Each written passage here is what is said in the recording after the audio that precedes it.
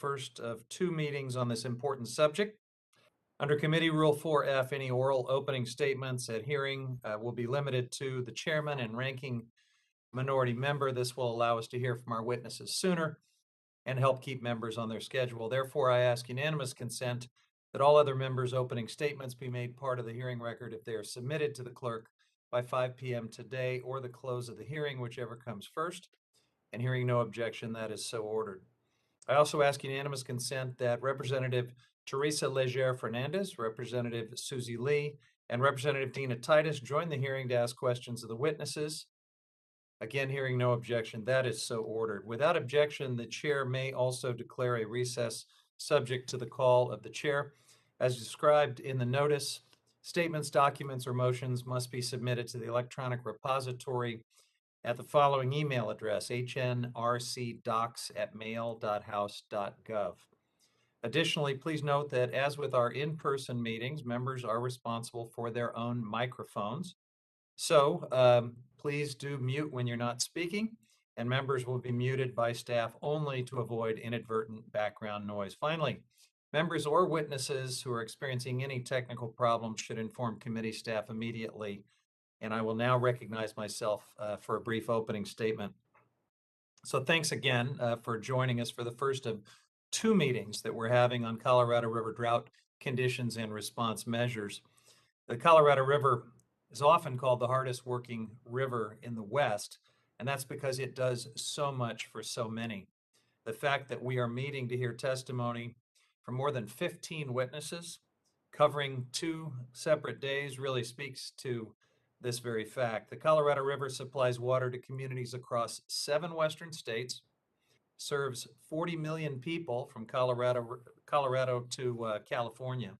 And along the way, this river and its tributaries flow through 6 national parks and monuments.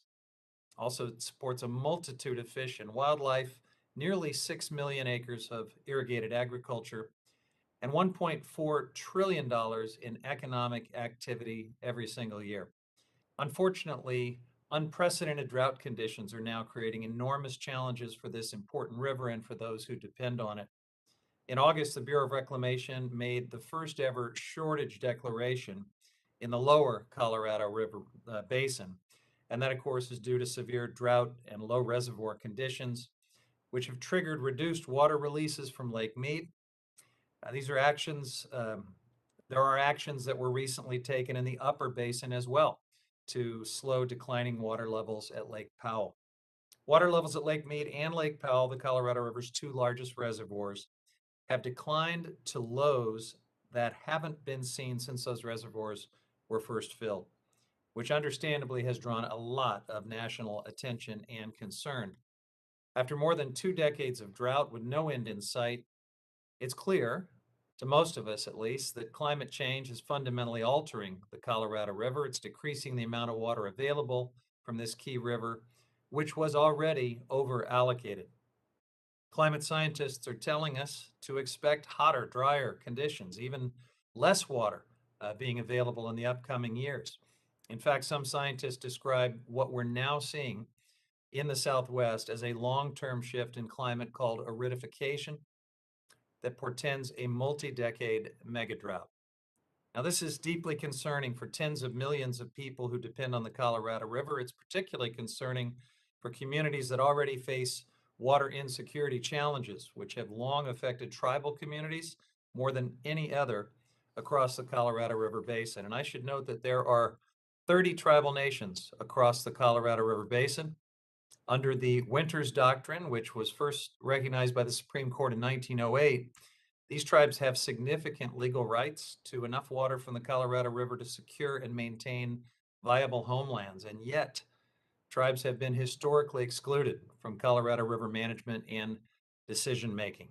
It's essential from both a practical and moral perspective that moving forward, tribes play a significant role in the management and decision-making process on the Colorado River, and I look forward to more discussion on that need today. I want to also note that while we face significant challenges, we have some effective tools in place to help deal with the worst effects of this drought. This includes the measures included in the Colorado River Drought Contingency Plan, which was authorized through legislation led by our chairman, Raul Grijalva, in the last Congress, but still more action is needed. So we look forward to hearing from federal, state, and tribal government witnesses today on what more can be done to respond to these unprecedented climate challenges we're seeing across the Colorado River Basin. We'll also discuss some of the initiatives being led by members of this committee, which include investments in near-term drought response, investments in water rights settlements, Salton Sea improvement projects, and investments in drought-proof water recycling projects that are being led by water managers across the Colorado River Basin. I look forward to hearing more today and next week about the need for future Colorado River management plans to effectively incorporate climate science. We've got a lot of ground to cover. So with that, I'd like to now yield and recognize Ranking Member Bentz for his opening remarks. Thank you, Mr. Chair. This is a welcome committee hearing on an issue that is of incredible importance, not only to the 7 states involved with Colorado, but all of the Western United States. And of course, as you mentioned, this is the first of a 2-part hearing on the consequences of this 2 decades-long drought. I'm very happy that we're spending that kind of time on this issue. It is certainly that important. Of course, as we know, and as I mentioned, this drought isn't affecting just the Colorado, it's affecting all of Oregon, California, Washington, and all other Western United States. And since our last meeting on drought, which was about 5 months ago, about 5.8 million acres have burned up here in Oregon and California, and project water users in Oregon's Klamath region and large portions of the California Central Valley Project have been given 0 allocations of water. And of course, they're not the only ones. This absence of water has devastated communities throughout the Western United States, and thousands of people are desperately worried right now that yet another year of drought will be the nail in the coffin for many, many farming, ranching, and actually communities across the West. And meanwhile, at a time of massive supply chain problems throughout our entire economy, the last thing we need is to rely on foreign countries for our food because of more water shortages. I think, Mr. Chair, that today our discussion is really about choices between a lot of different uses of water, and I'm going to be very interested in listening to folks talk about how in the world we're going to make those choices. So a little about the history of the Colorado, and I know the folks testifying today know far more about it than I, but if there was ever an illustration on, I would like to say a microcosm basis, but it's not really true because the Colorado is so big. The situation the Colorado is facing is so reflective of what we're going to be seeing all over the West. So whatever we come up with today, I think is going to be a template of some sort for the type of issues we're facing here in Oregon, California, Washington, Nevada, and so forth. So one thing is easy, I suppose, to hop over is the incredible value of the Colorado system, and then the folks that put it together all those years ago to be commended. I know there's many who find fault with how the Colorado was developed. I reference, of course, the book Science Be Damned by Eric Kuhn and John Fleck, an interesting book, one that I think Monday morning quarterbacks a lot of things, but on the other hand, makes some good points about optimism when it comes to building storage. On the other hand, without storage, can we imagine what would be happening now in California, Phoenix, and other places benefited by these systems? So one of the things, of course, I am a water lawyer. I've spent literally hundreds, if not thousands of hours involved in all types of water negotiation, water litigation, dam relicensing, never-ending negotiations over impossible circumstances of zero-sum games of allocating water, and also being involved in the Columbia River Treaty negotiations with Canada, and on and on and on.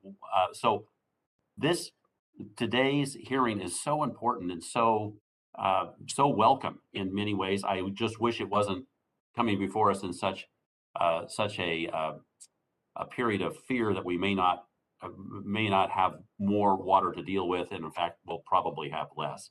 So I don't anticipate breakthroughs today, but I do expect a continuation of the processes that were referenced, Mr. Chair, the DCPs, that is the drought contingency plans and other tools to try to address the impossibility of allocating water between everybody that needs it. With that, Mr. Chair, I want to thank all the folks that are going to testify today in advance of their testimony. I look forward to a productive conversation. Thank you, Mr. Chair. I yield back. Thank you, Ranking Member Bentz. I understand that the chair of the full Natural Resources Committee, Mr. Grijalva, who has been a great leader on these issues, is with us to provide an opening statement. So Chairman Grijalva, please, you're recognized for 5 minutes. Just a quick comment to thank you, Chairman Huffman, for the hearings.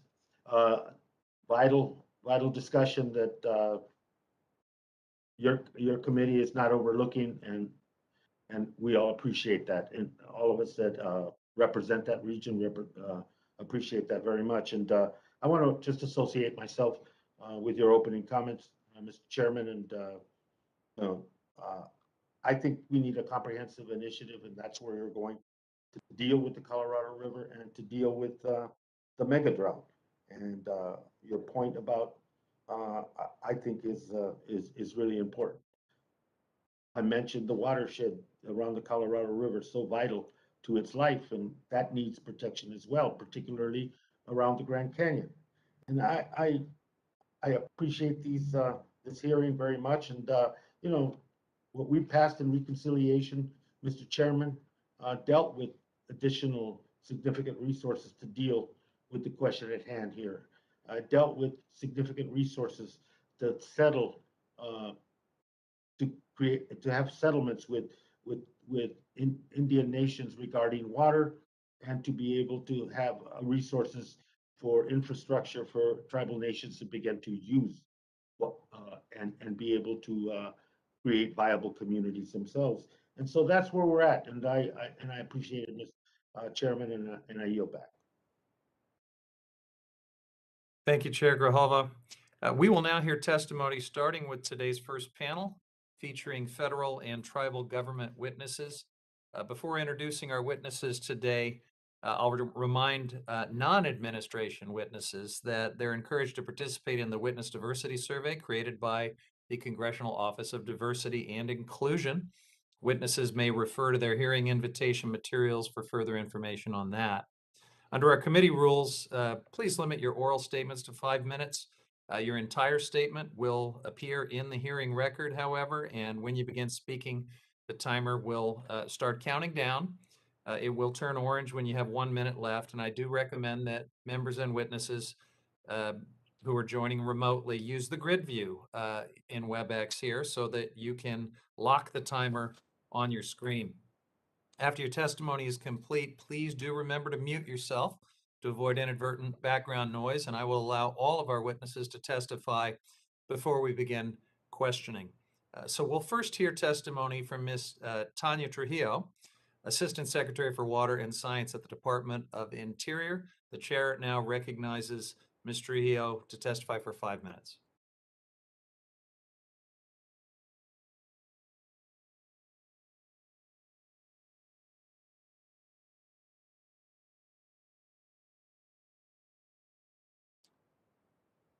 Do we have Assistant Secretary Trujillo?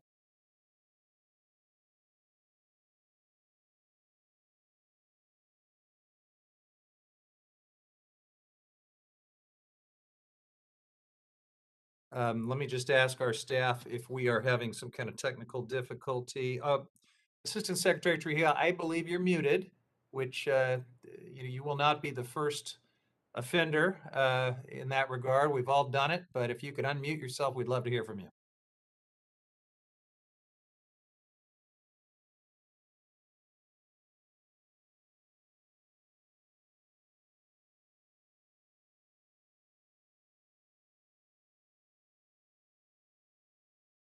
Thank you for your patience, folks, while we figure out why we don't have audio for the Assistant Secretary.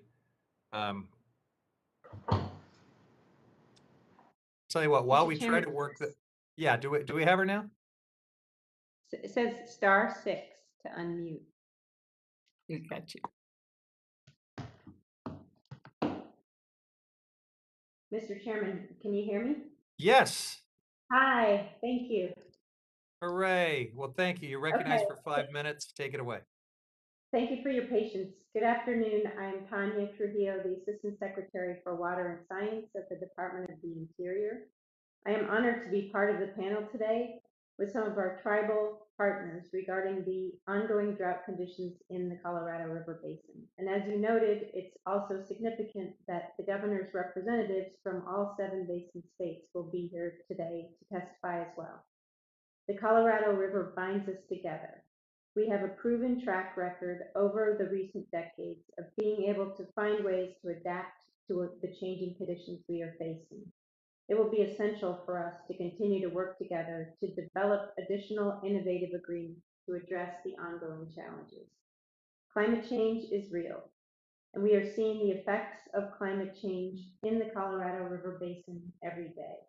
The effects include the extended drought, extreme temperatures, extensive wildfires, and in some places, flooding and landslides that are affecting our communities and our environment.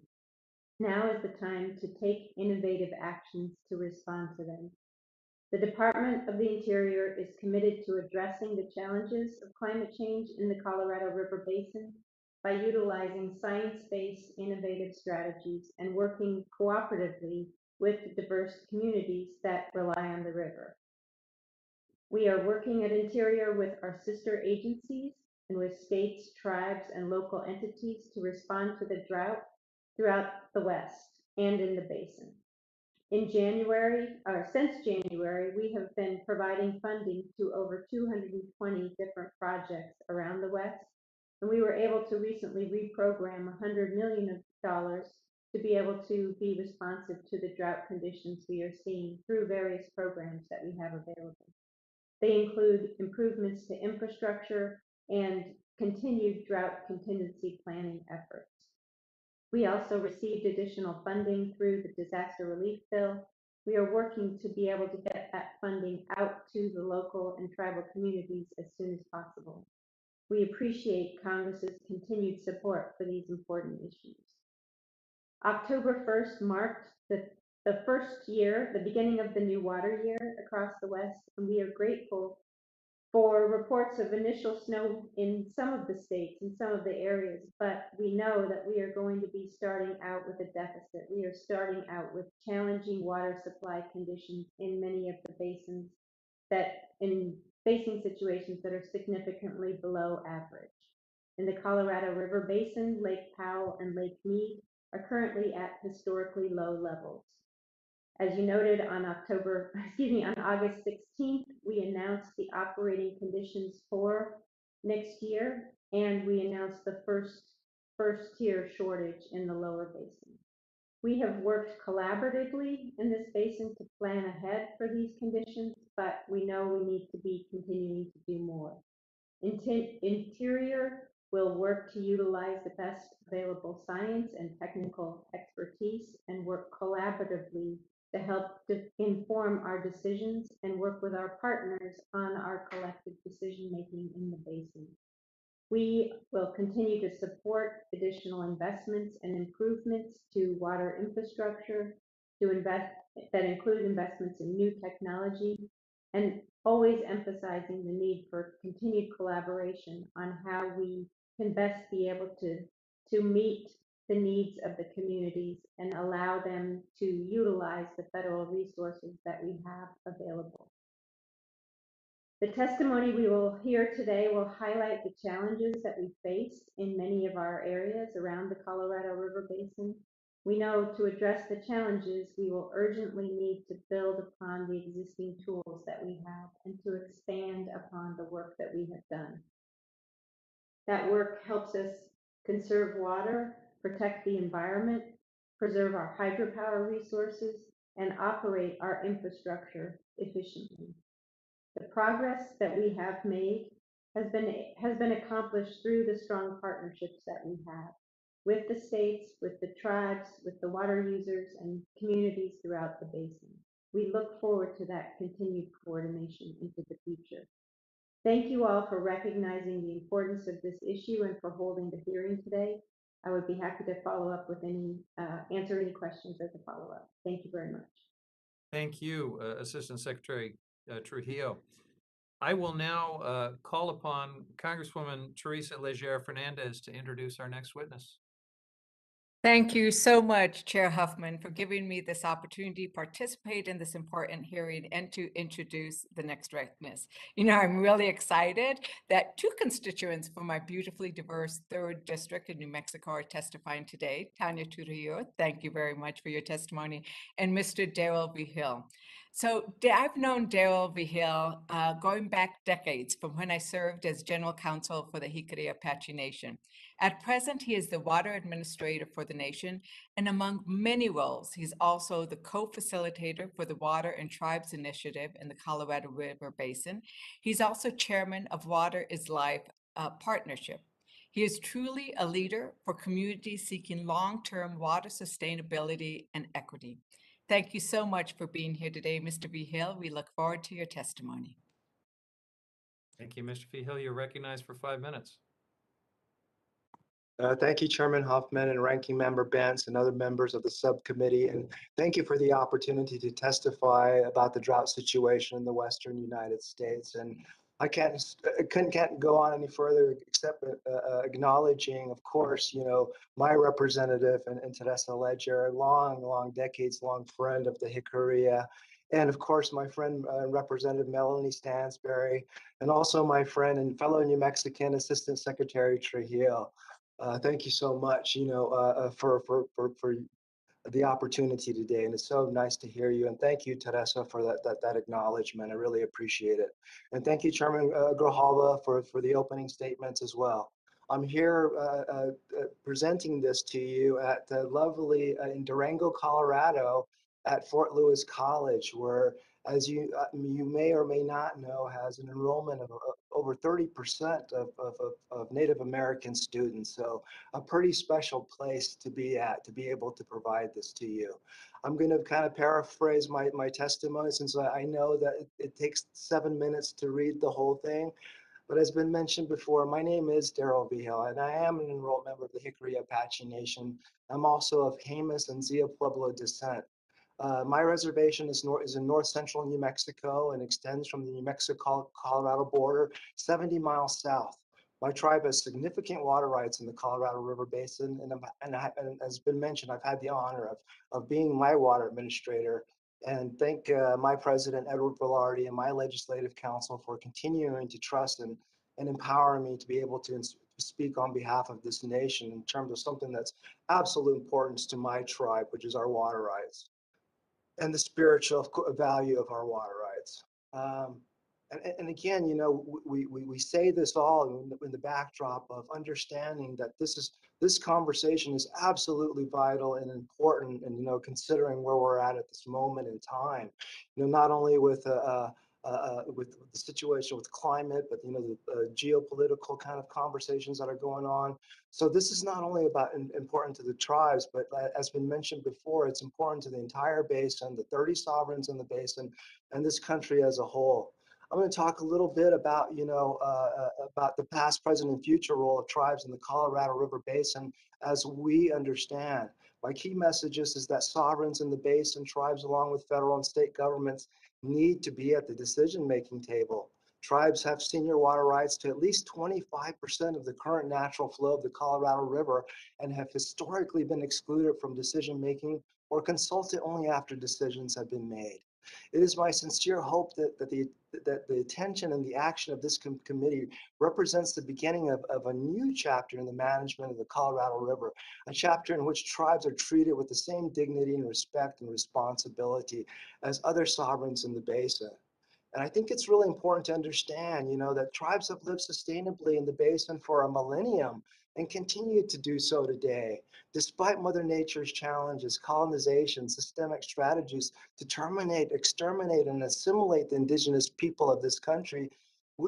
We have experienced not only hundreds, but thousands of years of sustainable and adaptive living. We understand the importance of honoring the very things that keep us alive, that feed us and quench our thirst. And it's important to provide just a little bit of context because as been stated, you know, we're at a pivotal moment in time. You know, next year will be the 100th anniversary of the Colorado River Compact, the foundational law of the river. And at that time, it's just important to understand the context of where my tribe was at that time. In 1887, our reservation was established, after our own kind of Trail of Tears. And we survived on government rations outside our traditional homeland. And although we were historically nomadic, government tried to make us farmers and ranchers in lands that didn't really support those activities. And we didn't establish a governance structure at my reservation until the Indian Reorganization Act in 1934, and couldn't vote in elections until 1948, and did not have plumbing in the town of Dulce until the 1960s. And it's important to note that my nation settled its waters, nearly 100 years after the Colorado River Compact in 1992, during the early years of tribal settlements. And so, as been mentioned before, there's a lot of conversation about, how do we get inclusive of tribes? How do we make tribes part of this process? The current structures do not allow for any of that to happen. So inside my testimony, I definitely line out a way of, creating something that where we don't have to recreate the wheel, in terms of a model that was created in the Columbia River Basin that was mentioned a little bit earlier, that looks a lot similar in terms of the components of what could be built in the future. But given the amount of tribal water rights that the tribes have, and the commitment, and the number of thousands of years that we've lived here, they're absolutely, the current structure doesn't account for that. And absolutely something new needs to be built, where not only those tribal voices are heard or included in the conversation, but the other voices that haven't been traditionally heard are integrated into that. So we build a future that together in the basin that would be really, really unique in terms of transforming the federal tribal sovereign relationship. So I really appreciate the time today. And please, I ask you to take a look at my testimony, because I go into the specifics, not only about, what the division is that my nation has in terms of how we can participate, but also it has links to, the work that we've done in the basin to really build on that collaborative effort, so that we can build appreciate a that, future Mr. together. Vigil. Thank you. Yeah, thank you so much for sharing that. And finally, we will hear from Chairwoman Amelia Flores of the Colorado River Indian Tribes next. Chairwoman, you are recognized for 5 minutes. Good afternoon, Chairman Huffman and Ranking Member Bentz. My name is Amelia Flores. I am the chairwoman of the Colorado River Indian Tribes. I appreciate the invitation to testify today on behalf of my people about the drought and its impacts on the Colorado River. That is the namesake of our sovereign government. I also want to thank Chairman Grijalva for his work to get our La Paz lands returned, and his support for not only CRIT, but all Native people and tribal governments. The Colorado River Indian Reservation is separated by more than 70 miles of the Colorado River running through our lands, located in both California and Arizona. We have the right to divert 719,000 acre feet and currently using over 300,000 acre feet, the same amount used by the state of Nevada. Since time immemorial, the river has sustained us. I am here today to tell you that we are committed to helping to support the river that has provided for us, and we have water to offer for this effort. The Colorado River is suffering not only from drought, but climate change that is forcing all of us to change our relationship with its water. We must use its water more efficiently and ensure that each drop provides maximum benefits so that others are not cut off entirely. This will require new and improved water delivery infrastructure, especially on tribal reservation, including ours. We have received funding from the Water Smart program and USDA programs to make improvements to the federal irrigation project and our farmlands. But the needs greatly exceed the capacity of these programs and our ability to provide the required 50% matching funds. By joining with the state, local, and private sector with creative partnerships, we have started to make up for the lack of federal investment in the BIA irrigation project. The committee's inclusion of $150 million in the reconciliation proposal to assist tribal governments addressing the drought will greatly help us and other tribes. We hold the senior water right for the lower basin and are the largest single user of the water from the Colorado River in Arizona. Our water right was quantified by the U.S. Supreme Court in the Arizona versus California decision with a priority date of 1865 and is not likely to be shortened. Despite the challenges our tribe faces, we are providing help to the rest of the lower basin through the Drought Contingency Plan, which was authorized by legislation approved by this committee. The Colorado River Indian tribes are creating more than 150,000 acre-feet of water for Lake Mead as system conservation. This water and our ICS contributions since 2016 have raised the water levels in the lake by more than 3 feet. In addition, we have been working with the state of Arizona, environmental leaders, and the water users to develop a legislative proposal that will authorize us to lease our water to other users in the state. This is the same right that Congress has authorized for other tribal governments in Arizona and across the West. Because our water rights were adjudicated by the Supreme Court, Congress has not acted on them, and we lack the authority to lease water because of the prohibitions in the 300-year-old Indian Trade and Intercourse Act. Without the right to lease our water, we can do little to directly assist communities in Arizona or our neighbors on the river who may face drastic water shortages in the coming years. We have worked with stakeholders in the state of Arizona for over 5 years to develop the proposed legislation that will provide us the same sovereign rights over our water that other tribal governments have. Our proposed legislation will help make Arizona more water resilient and will provide our tribe with the financial resources to fund improvements to the irrigation project so that our water use may become efficient. Greater efficiency on our reservation means we can do more to help the river. The Colorado River Indian tribes are committed to working with the United States to support on-river habitat, including providing more water and land for endangered species protection.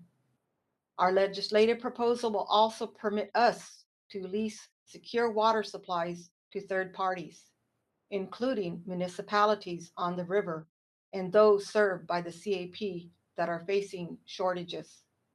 This may reduce the demand for groundwater pumping that is not sustainable in Arizona.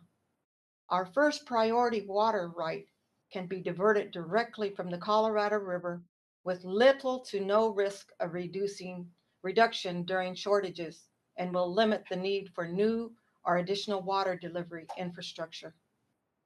Leasing our water for off-reservation use does include a cost for us. If you visit our reservation, you will see more than 10,000 acres of our farmland sitting fallow. A reminder that our people have chosen to protect the health of the river. Our legislative proposal will only allow leasing of water we have consumptively used on the reservation for at least 4 of 5 recent years. This will keep the river and all other water users whole. Thank you, We are Chair. simply requesting the right to decide for ourselves how to best use our water because we do not have this right today. It has been an honor to be here today, and I thank you for inviting me. I will submit written testimony and am pleased to answer any questions you might have. Thank you. Appreciate that, Chairwoman Flores. Let me remind members of the committee that Rule 3D imposes a 5-minute limit on questions. We will now turn to member questions, and I'll recognize members starting with myself. And Chair Flores, I would like to begin with you, please. Thanks again for joining us. I appreciated the conversation about how your tribe is committed to providing the Colorado River the same support it has provided us, in your words, for so long. And then you continued by talking about how your tribe will support water uses through leases that strengthen the health of the Colorado River. So I have no doubt about your commitment here and appreciate your comments. but I do want to follow up on that subject and just ask about NEPA, National Environmental Policy Act, one of our important environmental protections in federal law, which spotlights the environmental impacts of any proposed actions and develops alternatives that can be chosen to avoid or limit harmful environmental impacts and unintended consequences. So I just want to ask, as you develop and refine your legislation on water leasing, will you support the preservation of the NEPA process and other environmental protections in a manner similar to what I understand has been done with other tribal water leases in Arizona and elsewhere? Thank you for your question, Chairman Huffman. Yes, we will follow all the requirements that other tribes have been imposed with. Okay, thank you for that. And want to also ask you about the math problem that we have on the Colorado River. As you know, we have legal entitlements that add up to 17.5 million acre feet of water every year. And with global warming and a more realistic, more modern assessment of the hydrology of the basin, we may only be able to deliver something much less than that. I'm hearing maybe 12.3 million acre feet. So given our math problem, I want to ask how you view the idea of prioritizing system conservation and future water leases and prioritizing other actions that can help us reduce overall consumption and address this systemic shortage. Would you repeat that question again? Sure. It was a long question. I won't repeat the whole thing. You know that we have an imbalance in terms of the entitlements that far exceed what we now understand the hydrology of the basin will provide. And so I just want to ask how you view the idea of prioritizing conservation in future water leases and also actions that can help us reduce overall consumption. Okay, our proposed legislation, thank you for the question. Our proposed legislation only permits us to lease water that we have been using already on our reservation. So we are required to reduce consumptive use to make water available in a lease. Okay. Well, thank you. In the time I have left, I just have a couple of quick questions for Assistant Secretary Trujillo. And Mr. Trujillo, I want to start with large-scale water recycling. We're seeing some, I think, very promising collaboration in that regard. This is drought-proof water supply, of course, that we've historically done on a smaller scale, but with these larger scale projects, we can actually provide supply for millions of people. And so I want to ask you where that fits into our planning and our future on the Colorado River Basin.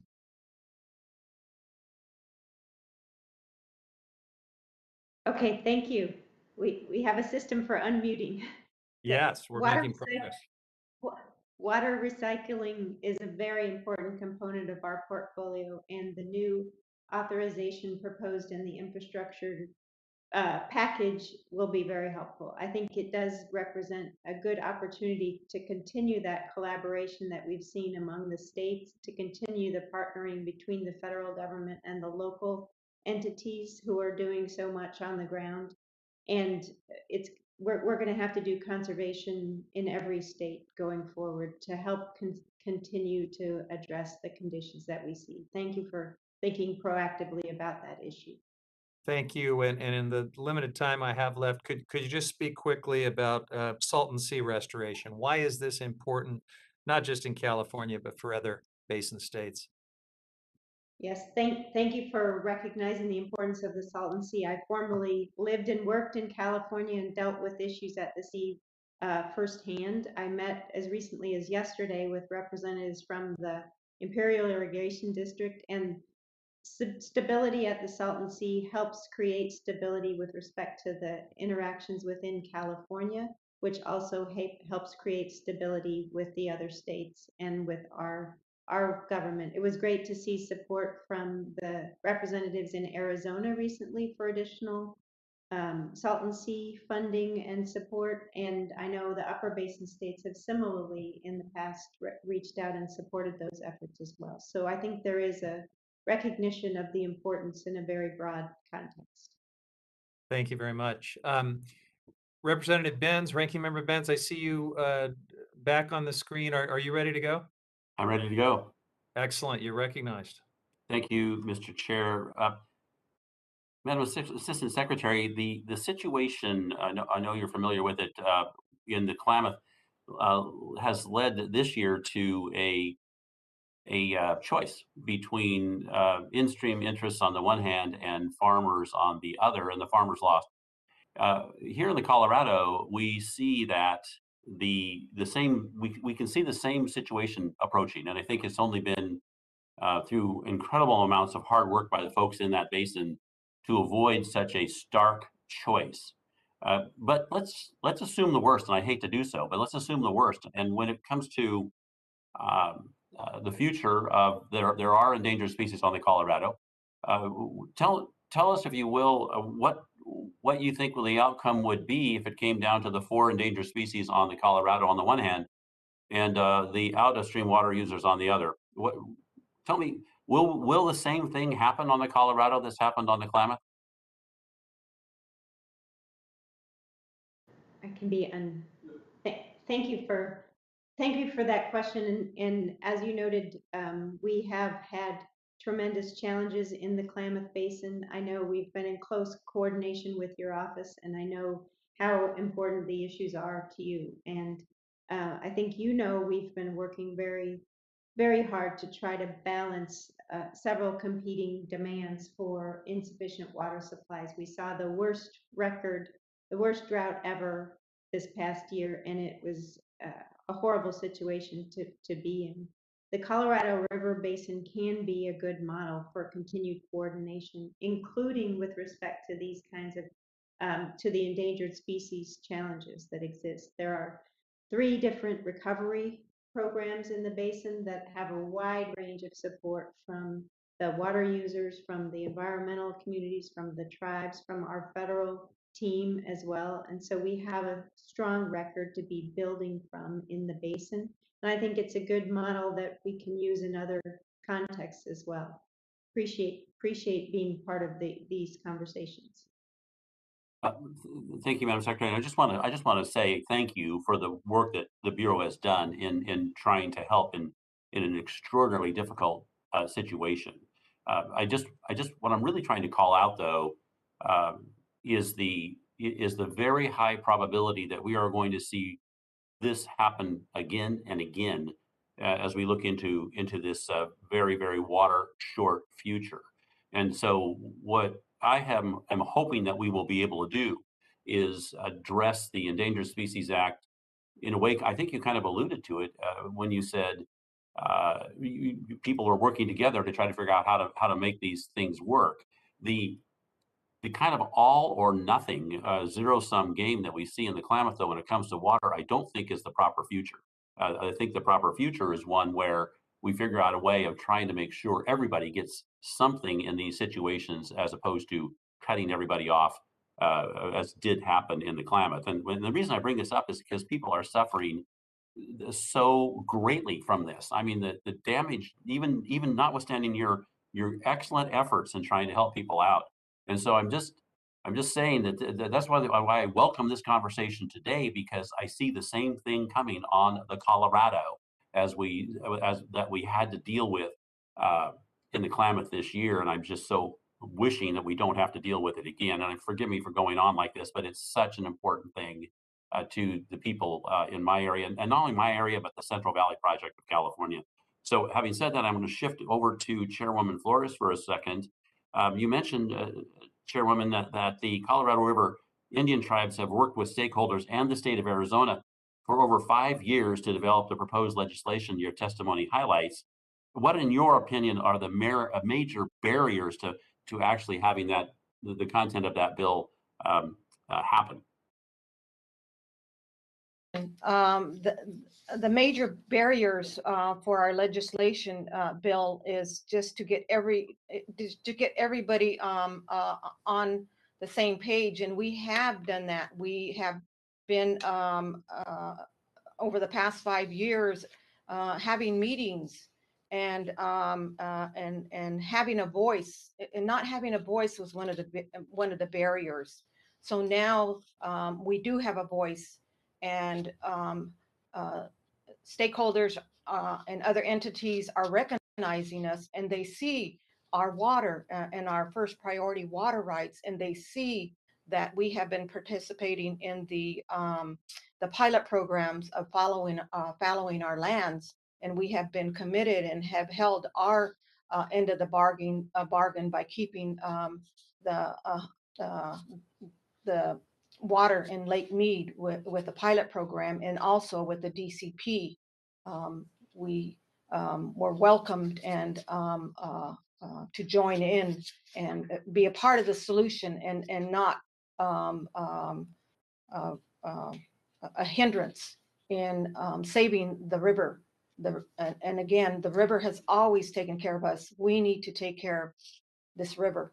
And I think that would been about the, there are many other barriers, but that was one of the main barriers that we weren't recognized. Our water allocations and were not recognized in viewing all and seeing that all the shortages. And so we have something to offer. Thank you. Thank you for that. And Mr. Chair, sadly, I didn't have my clock on. Do I have time left for another question? Well, you're a minute 18 into the red, so. So the answer is no. Unfortunately, I have to say now, but we can come back. Thank you. Thank you, Ranking Member Benz, for your comments, and thanks for bringing up the dire conditions in the Klamath Basin, which we both represent. I know that the gentleman is aware that everyone in the basin and every interest has been suffering, and the downstream communities I represent and the species that you alluded to are also getting hammered. There are no big winners in this drought condition, so I did want to make that point. And the chair will now recognize Mr. Costa for 5 minutes. Thank you very much, Mr. Chairman, for holding this important hearing, and not only today, but next week. I think, and you know, I've historically been involved in this from my days in the state legislature as chairman of the Ag and Water Committee, that water, the precious water resource that we all depend upon, I think is going to be one of the most pressing challenges we face in the 21st century with climate change, not only for Western states, but for our entire country and the world. It ultimately will determine whether or not we are amicably able to live and support a increased population, not only in our country, but around the world. Let me remind, and I think most of you know, part of the challenge here as it relates to the Colorado River, a river that was litigated for decades. When the final allocation was resolved with the law of the river, it allocated 7.5 million acre feet of water to upper basin states and 7.5 million acre feet to lower basin states. It includes Arizona, California, Nevada, and an additional 1.5 million acre feet to Mexico. It was determined back then in the 60s in historical data that the average yield was about 16.4 million acre feet per year. But the fact of the matter is that was over allocated. We know that today. It's estimated that water flows over the last 2 decades have continued to decline, averaging 12.4 million acre feet. So we've oversubscribed the river, and that's part of the challenge here. And the Native Americans and the nation states that are represented here clearly have an important requirement that they be afforded their water rights as well. And we have folks that have determined that they have rights to the river that have yet to be resolved. And that's on top of what's already been determined to be allocated. So we got more demand, and guess what? Since the 1960s, all the southwestern states, upper basin states and lower basin states have grown, and more demands on that water. Whether we're talking about New Mexico, Arizona, Nevada, California, Colorado. And so how we deal with this conundrum with climate change is really the issue at hand. So I have long sought, and I want to ask my questions toward Mrs. Trujillo, that we've got to use all the water tools in our water toolbox. In California, we get water from a number of different sources, but one of the primary sources is the Colorado River Basin. Ms. Trujillo, how does federal investment in our water infrastructure, including improving conveyance, help California and the entire Western states become more resilient to climate change impacts on our water supplies?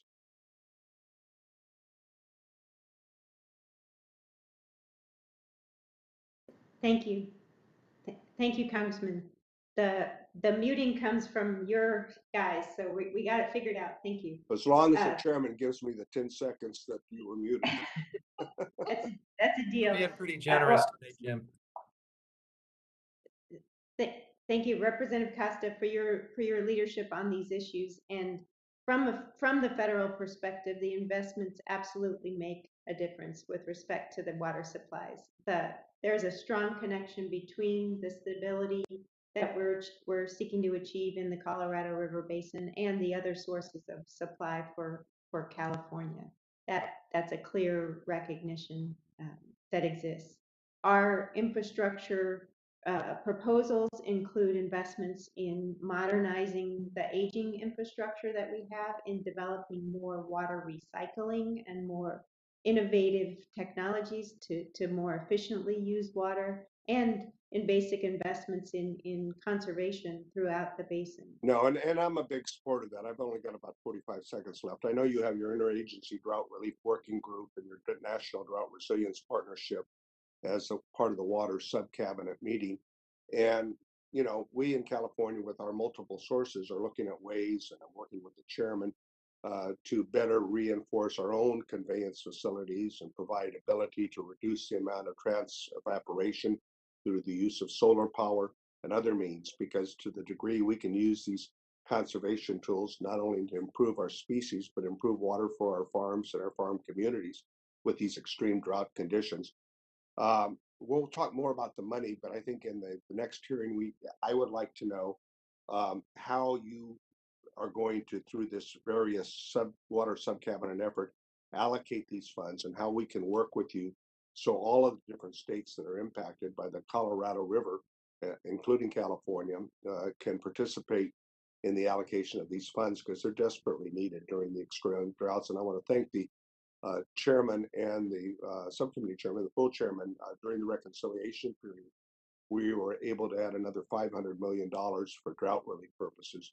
And this is all important as we kind of work through this. I thank the gentleman, and I'm now told that Representative Gonzalez Colon will go next. Representative Gonzalez Colon, you recognize. Thank you, Chairman, for allowing me. I've been hearing the witnesses, and first of all, I want to say thank you to all of them for bringing this issue. And even when I'm part of the eastern part of the Caribbean, knowing what's happening in other parts of the states, it's important. I mean, all of us have our problems, and I think the witnesses has illustrated things that can be achieved by working together. So in that sense, I want to say thank you, but I want to yield my time to Ranking Member Benz. Well, thank you so much, Representative Gonzalez Colon, for that yield, and I will make sure that I only utilize 2.5 minutes, so I give my overreach back to the chair. But a question back to Secretary Trujillo for just a moment. Many of the basin states noted the need for continued improvements to system modeling tools. What is Reclamation doing in that regard? Are you working on design of better tools to try to tell us what we can anticipate and what we're going to do should further shortfalls occur?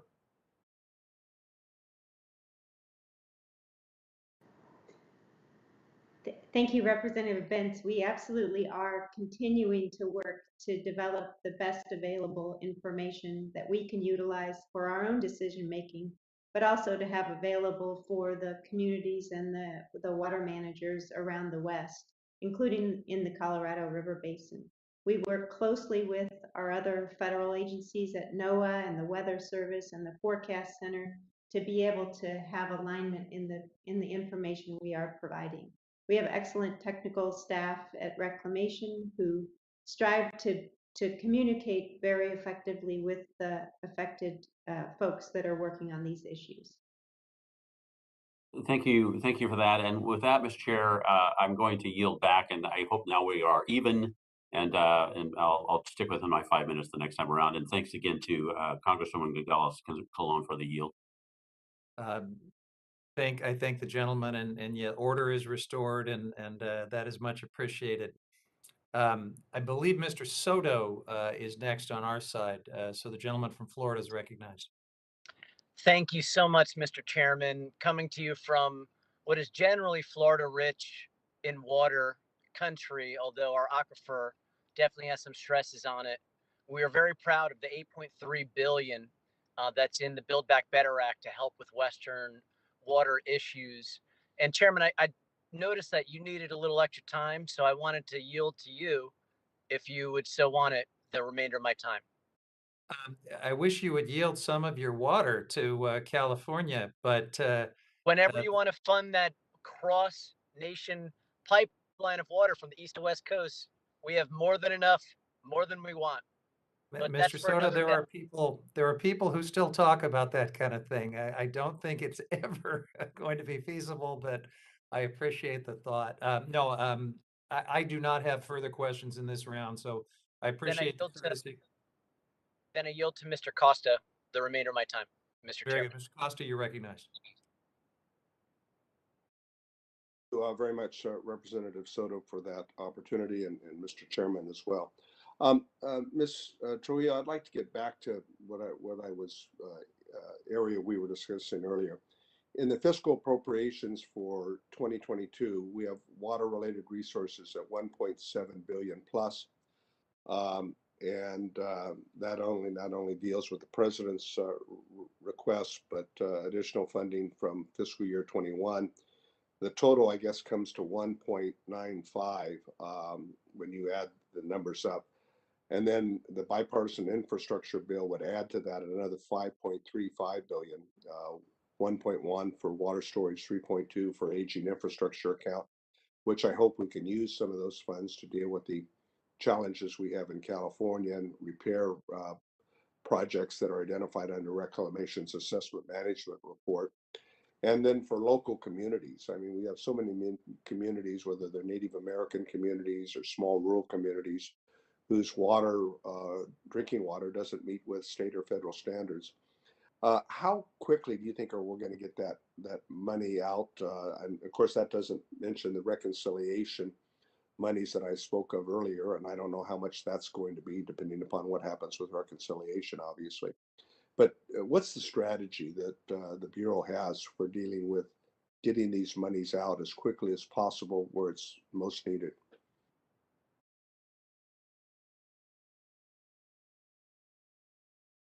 I think you're muted again. Thank you.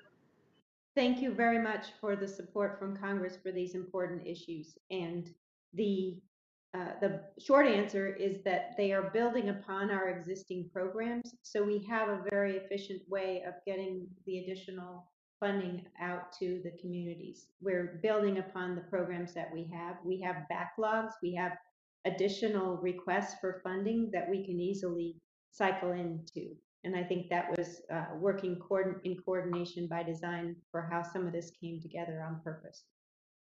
Well, part of that, and the Bureau obviously has its challenges, to be sure. But, when we worked on the settlement agreement on the San Joaquin River, as an example, we allowed under that legislation that was signed into law the ability for the Bureau to work with local water districts under the thought that they might be able to facilitate the implementation of the funding in a more expedited fashion than the Bureau could, given the more cumbersome process you deal with. Have you looked at different ways in which you can deal that with local agencies to facilitate expediting these funds? We're always looking for ways to be more efficient. I think since January, we've already figured out how to allocate funding to over 220 different districts throughout the West. And I think that would go with Native Americans groups as well, frankly. Yeah, absolutely. And tribes, absolutely. We have expanded our tribal technical support programs and have prioritized the ability to efficiently work with them in coordination with our other partners here at Interior, the Bureau of Indian Affairs, the Fish and Wildlife Service. We're trying to be as efficient as possible with these programs. Well, my time's almost expired, but I don't know if we can do it in next week's hearing or not, but I think it would be helpful for the subcommittee and the full committee, frankly, to get an idea of what is realistic to be expected in terms of what's already been allocated in the next fiscal year that can be actually moved out and in the next several years. That would be helpful, I think, for all of us. The gentleman's time has Absolutely. expired. The chair Thank now you. recognizes Ms. Stansberry from New Mexico for 5 minutes. Thank you, Mr. Chairman, and thank you for convening today's important hearing. And thank you to all of our witnesses for joining us today. I'm especially proud to see so many New Mexicans here. As I often say, New Mexico's top exports are our green chili and our water experts, of which we have many here today. And so it's so great to have you all here today. As we know in New Mexico, el lago es la vida, and it is part and parcel of our cultures and ways of life, our economy, and the future of our state. Assistant Secretary Trujillo, we're so proud to have you serving in this role and representing New Mexico. And Mr. Vigil, we're so grateful for your leadership at Jicarilla and on the 10 Tribes Partnership. And of course, we're joined by our state engineer who's here today, Mr. D'Antonio. As a fellow New Mexico water nerd, I'm excited to have you all here today and to talk about the Colorado River and our other crucial watersheds in the West. As we all know, our rivers and communities have been gripped across the West by a drought this year, but our communities are no strangers to water scarcity, as our tribes and pueblos have lived on these lands since time immemorial, and our acequia and land-grant communities have shared waters across many, many generations. But it is clear that what we are seeing today is part of a much larger trend of a changing climate. As temperatures are getting hotter, our snowpack is declining, and we're seeing fundamental changes in our hydrologic systems.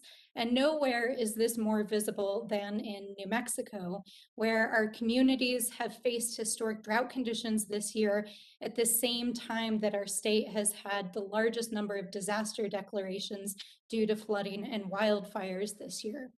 So it's clear climate change is here, and it is threatening the ability of our communities to bring water to our fields, to meet the needs of our tribes and pueblos, our acequias, our farmers and ranchers, and our rivers, which depend on these life-giving waters.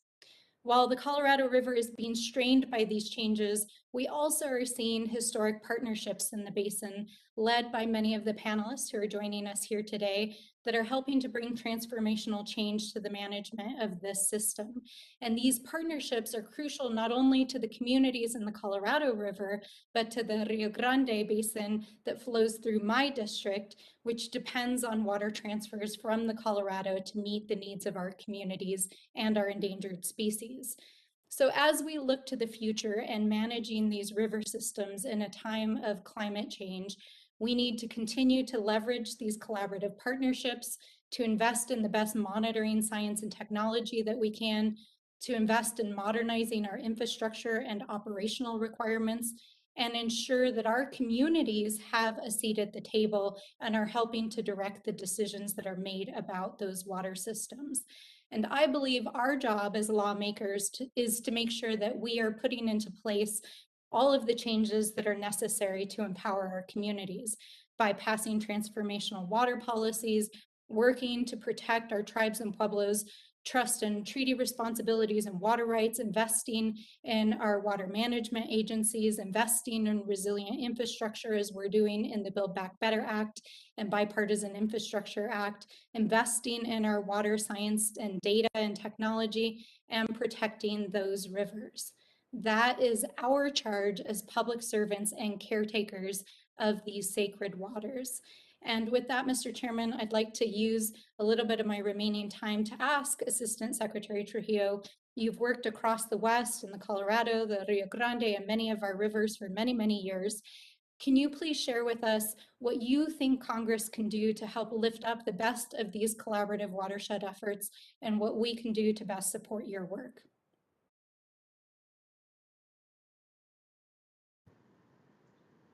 Thank you, Representative Stansberry, and it makes me homesick to see you and Representative Fernandez there in Santa Fe or in New Mexico. I think the work that Congress is doing through the bipartisan infrastructure package is a great example of how that helps us do exactly what you mentioned in your remarks, where it allows us to improve our infrastructure, it allows us to do more recycling, to do more water planning and drought contingency planning efforts, and support the existing programs that we have.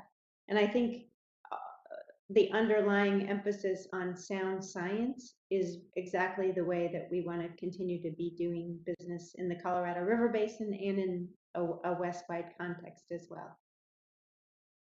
Thank you so much. And I see, Mr. Chairman, I'm out of time, but if you'll indulge me, I just want to say I'm really grateful also that we have Mr. V. Hill here today, who is such an incredible resource on how we bring and make sure that our tribes have a seat at the table as we're directing and protecting our water rights for our tribes and our communities moving forward. So we're grateful to have you here today as well. Thanks very much. Thank you, Representative Stansberry. And we're going to continue this New Mexico thread here by recognizing Congresswoman Leger Fernandez for the next 5 minutes. Thank you, Chairman Huffman. Are you getting an echo or am I all right? I love the sound of your voice, but we're hearing it twice. Let me try to fix that.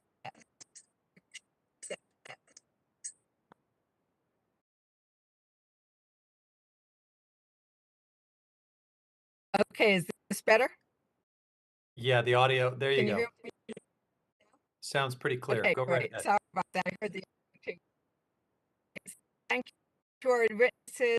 Thank you for, Agua es Vida, Water is Life. Earlier this year, I did an Agua es Vida tour in my beautiful district, where I heard from the Rio Chama Sequia Association, local farmers, the Carson National Forest, Taos Pueblo, and many more. And at each stop, local leaders told me about the impact declining water supplies and the climate crisis has on their communities. Something that resonated is Mr. Vigil pointed out the importance of people, of tribes being talked to before things happen. The acequia users immediately below the Abiquiu Dam, which receives water from the Colorado, noted that they were never consulted when the dam was being planned and constructed. They noted how the dam's operation negatively impacts their irrigation canals and structures, but they just weren't part of the conversation. Mr. Vigil, in your testimony, you talked about an idea, you named it the Sovereign Governance Team, and that you thought it was very important that this be created when crafting future Colorado River agreements. Can you give us a really short synopsis of what a sovereign governance team look like? What do you want us to do? What should it look like, this consultation?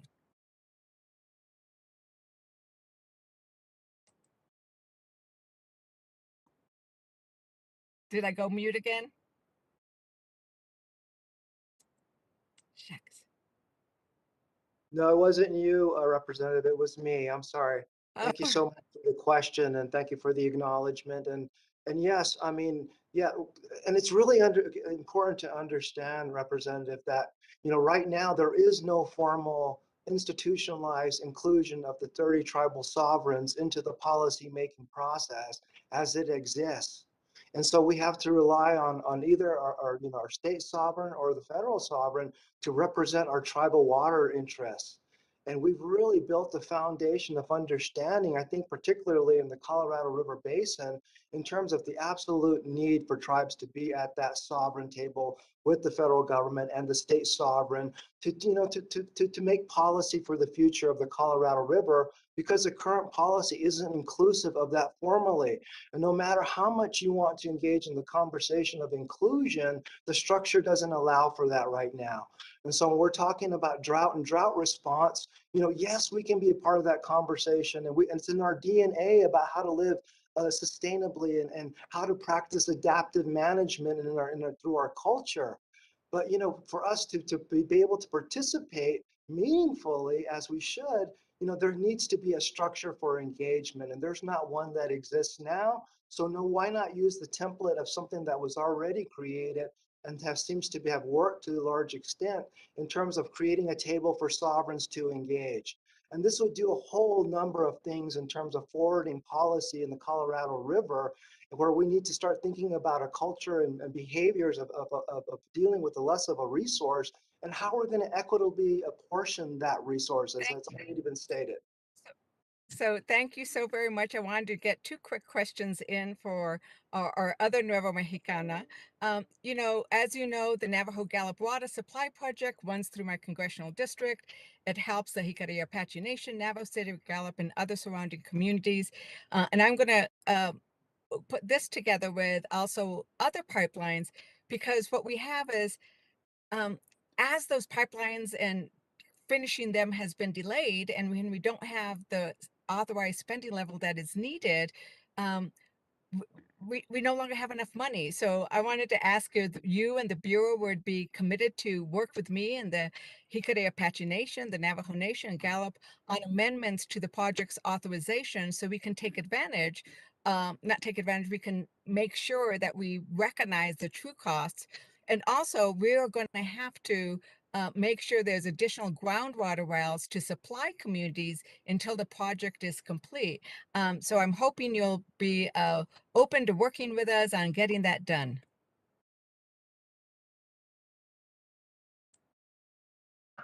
Thank you, Representative Fernandez. That project is near and dear to my heart, and I've been working on it very closely for over 15 years. And we will be very happy to make sure your staff and yourself are aware of all of the progress we have been making. And we've been working very closely with folks there in the region, at the Navajo Nation, and in the local communities to think creatively about how to make sure we can complete the effective components of the program. And if we will be happy to work on technical support with your office and with others to make sure that we can make any adjustments that may be needed. But I was happy to participate in the groundbreaking ceremony for the Cutter Lateral, and then I'm looking forward to being able to participate in the blessing ceremony, because that portion of the pipeline has been completed. The managers did a great job of that construction, and it is currently providing water to the communities who did not have it available previously. And it's a great example of the commitment from the Bureau of Reclamation and Department of the Interior of meeting the tribal needs in our various communities and in our home state of New Mexico. Thank you, Ms. Trujillo. Thank you. The gentlelady's time has expired. The chair now recognizes the chairman of the full committee, Representative Grijalva from Arizona. First of all, thank Chair Flores for her comments and her kind remarks. Very much appreciated. And as the chairwoman knows, all of us are very much aware in Arizona of the significant contribution the tribe made to accomplishing that portion of the drought contingency plan. And so many thank yous. Let me follow up on something that Chairman Huffman was asking. The comments you hear about, if you throw out NEPA, you throw out endangered species, if you throw out other environmental protections, air quality, water quality, that the drought will be resolved. That's not true. It's not even a false choice. It's just not true. And so I ask this because I think it's very important about utilization and usage going forward. And as you put together, as you and the council put together the leasing proposal, is the lease going to prioritize water leases that help deal with the deficit that we have in the Colorado River? Is that the primary focus of it, if I may ask? It's not. It's your prerogative to put in there what you want, Madam Chair, and I acknowledge that and respect that. But my question is that something that is a consideration?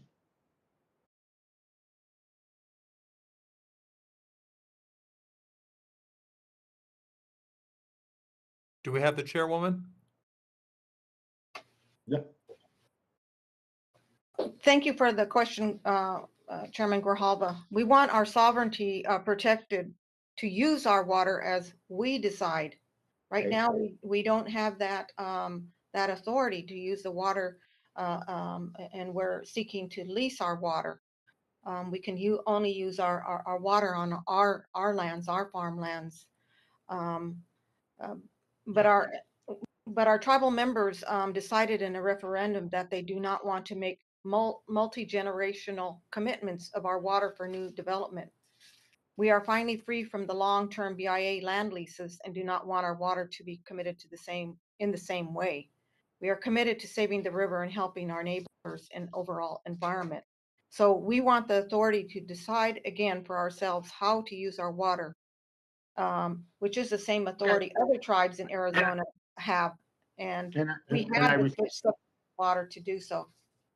And I respect that. And trust me, I respect that. But in this process, this legislative process, I'm asking a question that I think is inevitable. And I think that's further discussions that Chairman Huffman and I can have with your leadership and yourself, Madam Chair. And again, thank you for what you're doing for Arizona, and thank you very much for your kind comments. Appreciate it.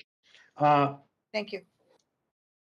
Mr. Rahil, 12 tribes in the Colorado River Basin still don't have unresolved water rights claims. Why is that resolution, and we need that resolution to quantify the water rights for the tribes, not only for themselves, but I think for the whole basin.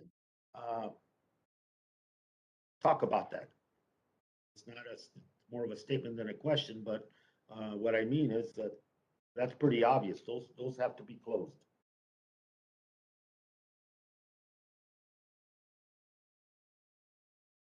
Mr. Rahil?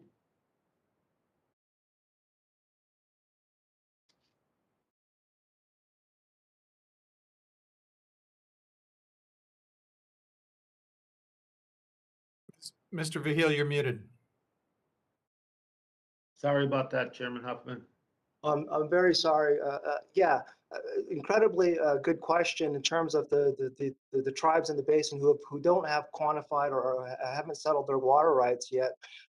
In terms of the structural deficit that's going on, the supply-demand imbalance, and it becomes a real part of the conversation, because where's that water going to come from in that particular climate? Because that tribe absolutely has a right to that water, and it has a right to water for domestic uses, even paramount to just a settlement, and so it becomes really important that we start to, for certainty in the basin, not only recognize those tribal rights that are quantified, but those that are unquantified, because those have to be included into the conversation. Thank you. Certainty, I think, is the key word that you used, and this is critical to that certainty for the basin. If I may, Mr. Huffman, one question, for Mr. Hill. When we've heard from the tribal nations today about being at the table, and it's absolutely correct. With 25% of the resource, they have to be at the table, not only proportionally, but with equity. But in the past, the table has been dominated by users whose interests are more on the business commercial side. And how not only the integration of tribes, but how are we creating a balance in the future drought management plans after 2026? How are we going to create that balance? Yeah, first you have to acknowledge. This is for Mr. Trujillo, Mr. Trujillo. Oh, I'm sorry. Okay. Mr. Trujillo? That's a good answer. Thank you. Thank you, Mr. Chairman, and Mr. Vihil as well. Mr. Chairman, we at Interior recognize the importance of involvement of our tribes and have been working very closely and through several forums, some of them involve that Mr. V. Hill's involved, like the Water and Tribes Initiative and the 10 Tribes Partnership. We also have a technical discussion going on with regular conversations throughout the basin with our tribes. And then in Arizona, the Intertribal Forum allows us multiple opportunities for interactions. And then we think going forward, we're going to have to be as inclusive as possible in all of the 7 states with respect to the state representatives, the local communities, the nonprofit organizations, the very, very broad group of interested people who are depending on the Colorado River and will need to be part of our discussions going forward. Thank you. When this was created, the interests of the West were different. This is a different West, and there's many different constituencies and voices that need to be heard in the development of those plans. Thank you, Mr. Huffman. Thank for you, your Mr. indulgence, Chairman. and I yield back. Thank you. And I know that as Mr. Vahil was attempting to chime in, he was going to remind us that he had suggested the Columbia River Basin as a potential model as an answer, I'm sure, to your question. So I appreciate his testimony and everyone in our panel of federal and tribal witnesses. We're going to move on now to a second panel. I would like to remind the second panel witnesses to please mute yourself when you're not speaking. Of course, the flip side of that is please unmute yourself when we need you to speak. We're continually reminded of that side of it as well. But I will allow the witnesses to all finish their testimony before we bring it back to members for questions. And I will now introduce our second panel. So today we have the governors representing all of the 7 states of the Colorado River Basin with us to present testimony. We'll first hear from the governor's representatives, rather. No, we won't have all 7 governors themselves, but we will have representatives from all 7 of those governors. And we'll hear first from Mr. Thomas Bushatsky, Director of the Arizona Department of Water Resources. The chair now recognizes Mr. Bushatsky for 5 minutes.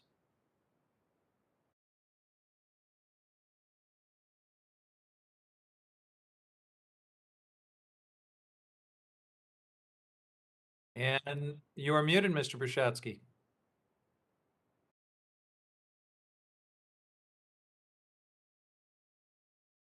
Okay, we're going to try to fix the audio.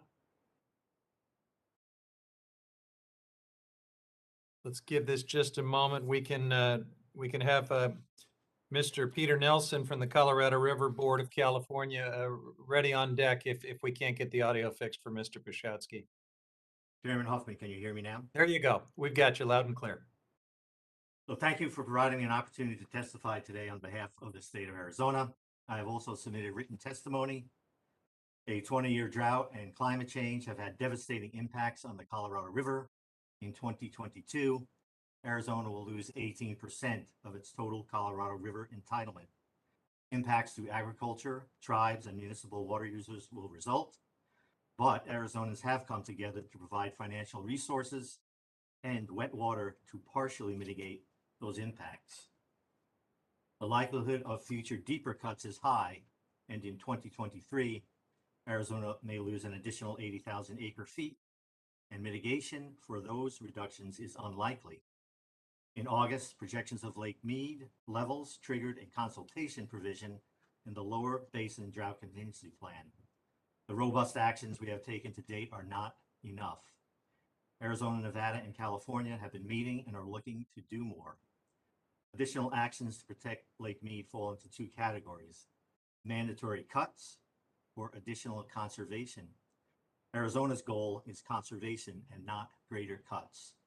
Tribal and non-tribal partnerships will achieve that goal.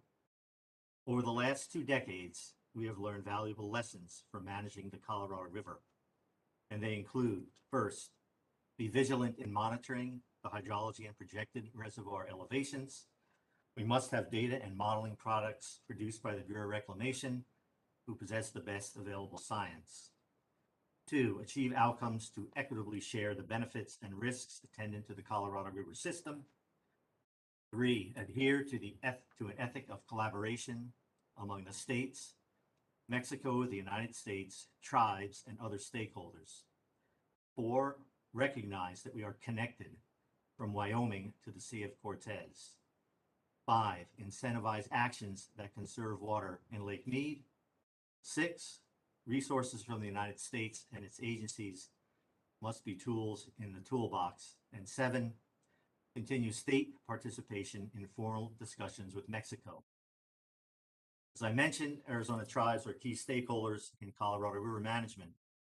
A healthy river is critical to tribal water rights settlements. Arizona has 11 of its 22 tribes with rights yet to be determined in whole or in part. Uncertainty attached to climate change impacts on the flow of the river and to the post-2026 operating criteria further complicate completion of settlements.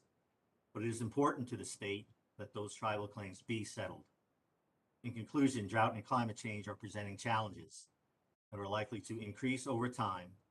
Proper planning, management, robust conservation, and collaboration across political jurisdictions and among stakeholders create the greatest likelihood for success today and in the future. And I thank you again, and I stand ready to answer questions. Thank you, Mr. Pshetsky. We'll now go to Peter Nelson. He is the California chairman of the Colorado River Board. Good afternoon. My name is Peter Nelson, and I am the chairman of the Colorado River Board of California and California's Colorado River Commissioner. I'd like to thank the Subcommittee on Water, Oceans, and Wildlife, Chairman Huffman, Ranking Member Bentz, Chairman Grijalva, and the other members of the committee for holding this hearing at a time of historic drought. Regardless of why the climate has changed, the record is clear. Less than average precipitation is resulting in miserable runoff, aridification, causing lake levels to plummet, putting 40 million Americans at risk, environmental havoc, and food production peril. The Colorado River Board of California represents the collective interest of Colorado River water users in our state. We protect the rights and interests of California's water and hydropower resources. We provide peer-to-peer relationships in collaborative interstate discussions with the other 6 basin states, the federal government, tribes, and Mexico. California is also experiencing drought with equal, if not greater, severity. Allocations for the state water project contractors in 2021 are just 5%. The Department of Water Resources is signaling contractors to expect an initial 0% allocation, needing a snowpack of 140% just to get a normal runoff. And for the first time ever, Oroville Dam is now unable to produce power due to low reservoir levels. Pre-1914 water rights holders were issued orders to stop diversions. On the brighter side, California has stepped up in 2003 with the Quantification Settlement Agreement to reduce Colorado River uses by 800,000 acre-feet annually and included mitigation measures for the Salton Sea. We achieved and exceeded conservation through the 2007 shortage criteria and 2019 drought contingency plan, so Metropolitan has 1.3 million acre-feet of storage in Lake Mead, adding 14 feet of elevation. Imperial Irrigation District, Coachella Valley Water District have conserved, and Palo Verde has a successful fallowing program with partners in Arizona, Nevada, and the Bureau of Reclamation. Additionally, Metropolitan, Nevada, Arizona, and Reclamation are currently collaborating on a large-scale recycling project in the Los Angeles Basin. This has the potential to create 150,000 acre-foot annually of water for the region, reducing demand on the Colorado River. Naturally, with the largest share of California's river use, a target will be the Imperial Irrigation District. Imperial has already participated in the largest ag-to-urban transfer in the country through the Quantification Settlement Agreement. Any additional water conservation programs will need to, of course, have their concurrence and need to address the Salton Sea mitigation. California is collaborating with our sister states in the basin, Native American tribes who need access to clean and reliable water and be part of the process. Federal agencies, colleagues in Mexico in developing the next set of Colorado River system operating guidelines to be put in place in 2026. We are responding with all hands on deck to the reconsultation requirements under the DCP 1030 elevation trigger in collaboration with these partners. We urge the committee to support and provide funding for partnerships involving large-scale regional recycling projects, system conservation programs, Salton Sea mitigation, and water quality improvements, including addressing salt reductions from the Paradox Valley unit. It will only be through collaboration and cooperation among all of us stakeholders in the basin that will have any chance of meeting these challenges, and we'll need the United States to be involved in these efforts. Thank you for the opportunity to provide this statement, and I look forward to addressing any questions you may have. Thank you, Mr. Nelson. The committee will now hear from Mr. John Ensminger, the General Manager of the Southern Nevada Water Authority. Mr. Ensminger, you're recognized for 5 minutes. Thank you, Chairman Huffman, Ranking Member Bentz, Representative Napolitano, and members of the subcommittee. Thank you for the invitation today. My name is John Ensminger, and I serve as General Manager of the Southern Nevada Water Authority. It is not news to this subcommittee that the unprecedented hydrologic conditions on the Colorado River have left both Lakes Powell and Meade at critically low elevations. The math problem we face is simple. If we rely upon the promises of the 1920s and the 1940s, there are legal entitlements to 17.5 million acre feet of water each year. Annual use today is approximately 14 million acre feet, and over the last 20 years, the river has given us an average of 12.3 million acre feet. Despite fervent warnings from the scientific community that in the face of climate change, we must plan for a future with even less than 12.3 million acre feet, there is not yet anything approaching consensus within the river community as to how dry of a future we should plan for. And while this panel was asked to talk about drought, there's more and more evidence on the ground that what the Colorado River is actually facing is not drought, but aridification and a permanent transition to a drier future. If we are to build upon the river's many successes over the last 25 years, we must confront the magnitude of the challenge in front of us and quickly reach agreement on what future scenarios we're willing to plan for. But defining the problem is only the first step.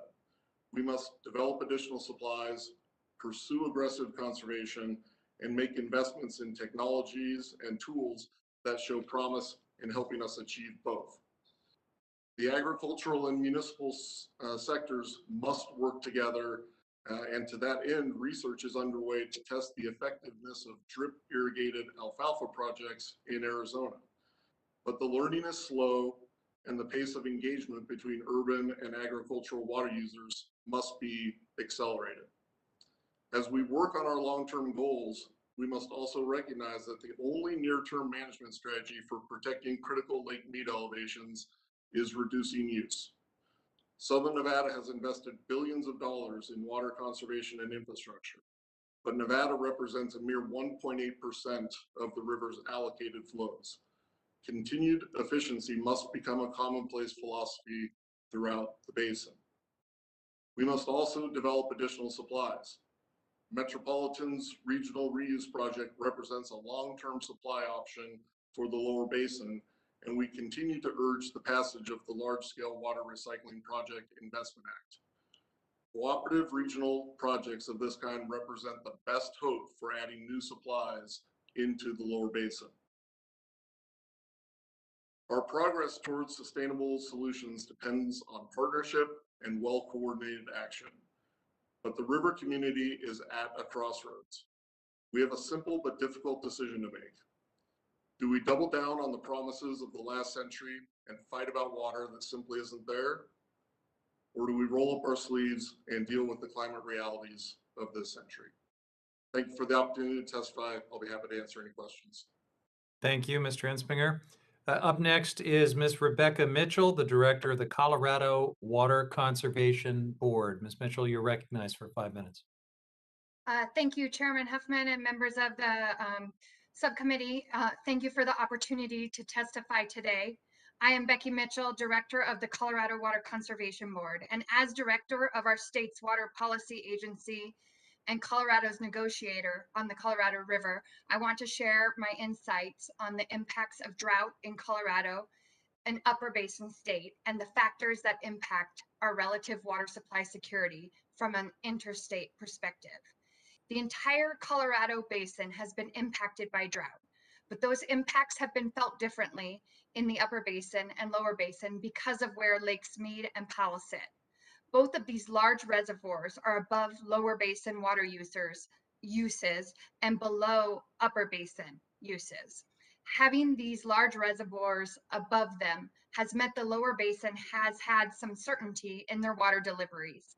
In fact, the Lower Basin states have never faced shortages to their deliveries from Lake Mead and will not until 2022.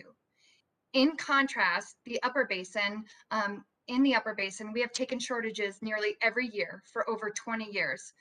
Without that large reservoir upstream, we are reliant on current runoff from snowpack. It is for this reason that the Upper Basin uses are variable. When snowpack is abundant, water is available for use. But when the snow is thin, water is not there and our water users go without. A perfect example of the impacts of climate change. Colorado has suffered from consecutive years of low stream flows. Perpetual dry soil conditions have increased absorption of snowmelt and reduced spring runoff. This year has been especially difficult. 90% of the state is currently experiencing drought. An example of the difficult situations that Coloradans are dealing with, a major storage project in southwestern Colorado received only 1/10 of its water allocation this year. And due to the compounding years of shortages, people across the state are considering heartbreaking decisions like selling multi-generational family farms. These decisions have significant psychological, sociological, and economic impacts to the communities. The water shortages facing Southwest Colorado the last 2 years fell heavily on the Ute Mountain Ute tribe, whose economy and communities depend on revenue generated from crop production. On top of these impacts of drought, releases made from Blue Mesa Reservoir recently also impacted the local recreational economy. These releases were made by the Bureau of Reclamation pursuant to the eminent need provision of the Drought Response Operations Agreement, part of the 2019 Drought Contingency Plan. There were also releases from New Mexico and Wyoming. The dry soil conditions and warmer temperatures have also left our forests more vulnerable to fire. The summer of 2020 brought record-breaking fires, including 3 of the largest wildfires in Colorado's history. In total, over 650,000 acres were burned and hundreds of homes were destroyed. We are still dealing with the aftermath of those fires, including catastrophic mudslides. With little vegetation to hold the soil in place and prevent erosion, heavy rainstorms brought roughly 65,000 tons of mud and debris down the slopes, closing Interstate 70 for 17 straight days. It's important for me as Commissioner of the Headwaters State to make sure everyone whose work impacts the Colorado River understands the challenges that Coloradans face, particularly as we implement the 2019 drought contingency plans and consider the negotiation of the post-2026 operations of the major reservoirs. As we look forward to those negotiations, one critical element will be meaningful engagement with the tribal nations in the Colorado Basin. Speaking as Colorado's commissioner, I talk to the representatives of the Southern Ute and the Ute Mountain Ute tribes regularly, sovereign to sovereign. I am proud to say Colorado has water rights settlements with both of those tribes, but we must understand that each tribe is different with different needs, values, histories, and relationships. Negotiators in each state should take the time to sit down with each tribe in their state to understand their unique positions and needs. It will also be important to recognize that since not everything can be addressed through these operational guidelines, that we must also support initiatives that recognize the urgent need to ensure tribes have access to clean drinking water. In addition to supporting initiatives, providing funding for infrastructure to access clean drinking water for tribes, Colorado also supports ongoing efforts to fully fund implementation of the Drought Contingency Plan, investments in agricultural sustainability and efficiency, and recovery programs in the Upper Basin, including through House Resolution 5001. My discussions with folks across the state of Colorado, including tribal representatives, stakeholders, NGOs, and all types of water users, have helped me develop some principles that will remain in the forefront of my mind through the upcoming negotiations. I believe all of those here today can stand behind two of those goals. First, we must continue the spirit of interstate collaboration and cooperation that has defined the work in the basin for 100 years. Secondly, we must provide water supply security and certainty for all in the lower basin, the upper basin, and the 40 million people who rely on this critical resource. We are committed to being a part of the solution that works for all of the Colorado River Basin. Thank you, and I will be available for questions. Thank you, Ms. Mitchell. We will now hear from Mr. John D'Antonio, the state engineer for the state of New Mexico. Mr. D'Antonio, you're recognized. Chairman Huffman, Representative Ledger, staff of New Mexico, the state state engineer of Mexico. We are not getting audio from you, unfortunately, Mr. D'Antonio. And I don't think you're muted. Let's try again. Can you hear me?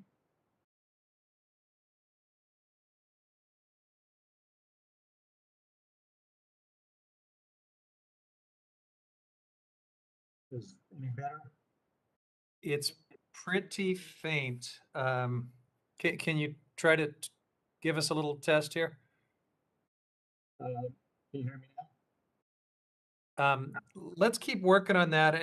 Can we come back to you, Mr. D'Antonio? I think if we can, we should jump ahead to Mr. Gene Shawcroft, General Manager of the Central Utah Water Conservation District, and then we will come back to Mr. D'Antonio when we can get a little better volume level for him. So, Mr. Shawcroft, if you're with us, you're recognized. Good afternoon to all. Thank you for conducting this hearing. Chairman Huffman, Ranking Member Bentz, and members of the subcommittee. My name is Gene Shawcroft, and I serve as Utah's Upper Colorado River Commissioner and General Manager for the Central Utah Water Conservancy District. The district is the state sponsor of the Central Utah Project and is also the largest diverter of Colorado River water in Utah. The Colorado River provides over 1/3 of Utah's water supply and is fundamental to its prosperity. With such reliance on the river, the unprecedented drought in main stem reservoir storage and river flows is alarming. On March 17th, Governor Cox declared a state of emergency due to drought conditions and urged all Utahns to use less water. The effectiveness of Utah's statewide drought response is promising.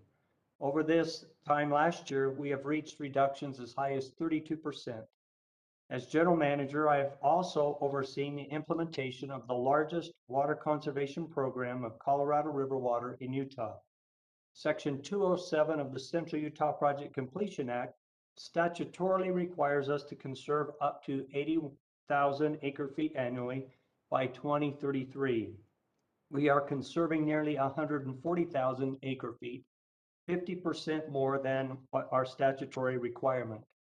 Additional work must be done. Nowhere is this more important than in the Colorado River Basin. We know that extreme conditions like this year will become more frequent, further straining a river system that is reaching a breaking point. The Upper Basin Drought Contingency Plan includes a commitment by the Upper Division states to evaluate the feasibility of a temporary, voluntary, and compensated demand management program to reduce consumptive use. In addition, a drought response operating agreement is also being actively implemented in the Upper Basin. This agreement governs the release of storage water upstream of Lake Powell once operational adjustments have been considered at Lake Powell. Releases from these upper reservoirs are underway as we speak, as has been mentioned. Also, as Ms. Mitchell mentioned, the Upper Basin has routinely taken shortages, which are measured by the significant reductions in water that is available for use by our system. Like others, we face challenges in supplying water to a state with explosive growth, even as the supply diminishes. Overcoming these challenges is a tall order we must tackle together with the inclusion of all Colorado River stakeholders. Utah is committed to the development and use of new technology to aid in forecasting and measurement of diversions, use, and depletions. One particularly important platform using remote sensing for measurement of depletions is OpenET. Continued congressional support of such work, especially as it shifts from the research to application arena, is necessary. Further use of such tools will allow for consistent determination of depletions across all Colorado River Basin states. Congressional support for rural water infrastructure investment, conservation programs, outreach, education, and additional research is also critical. I grew up on a small farm in Colorado. As a boy, my favorite day was the day the snowmelt began and water was turned into the canals. Water in the canals meant we could eat, buy things, and live comfortably. I learned early on that water is finite, shared, and a common resource. When it comes to the Colorado River, the most effective solutions for the future must be collaborative. Each of the basin states is bound together by a common goal, which is to utilize this precious water resource in a responsible way that honors governing law and allows us to meet the needs and priorities of our communities. Thank you again for the opportunity to share this information, and I'd be happy to answer questions. Thank you. Thank you, Mr. Shawcroft. Let's go back to Mr. D'Antonio and see if we can hear him now. Mr. Chairman. Can you hear me, Mr. Chairman? Yeah. Mr. D'Antonio, I don't know what to say. We are just not able to hear you. And so unfortunately, while we can keep trying to work on that, we're going to have your written testimony suffice for the time being.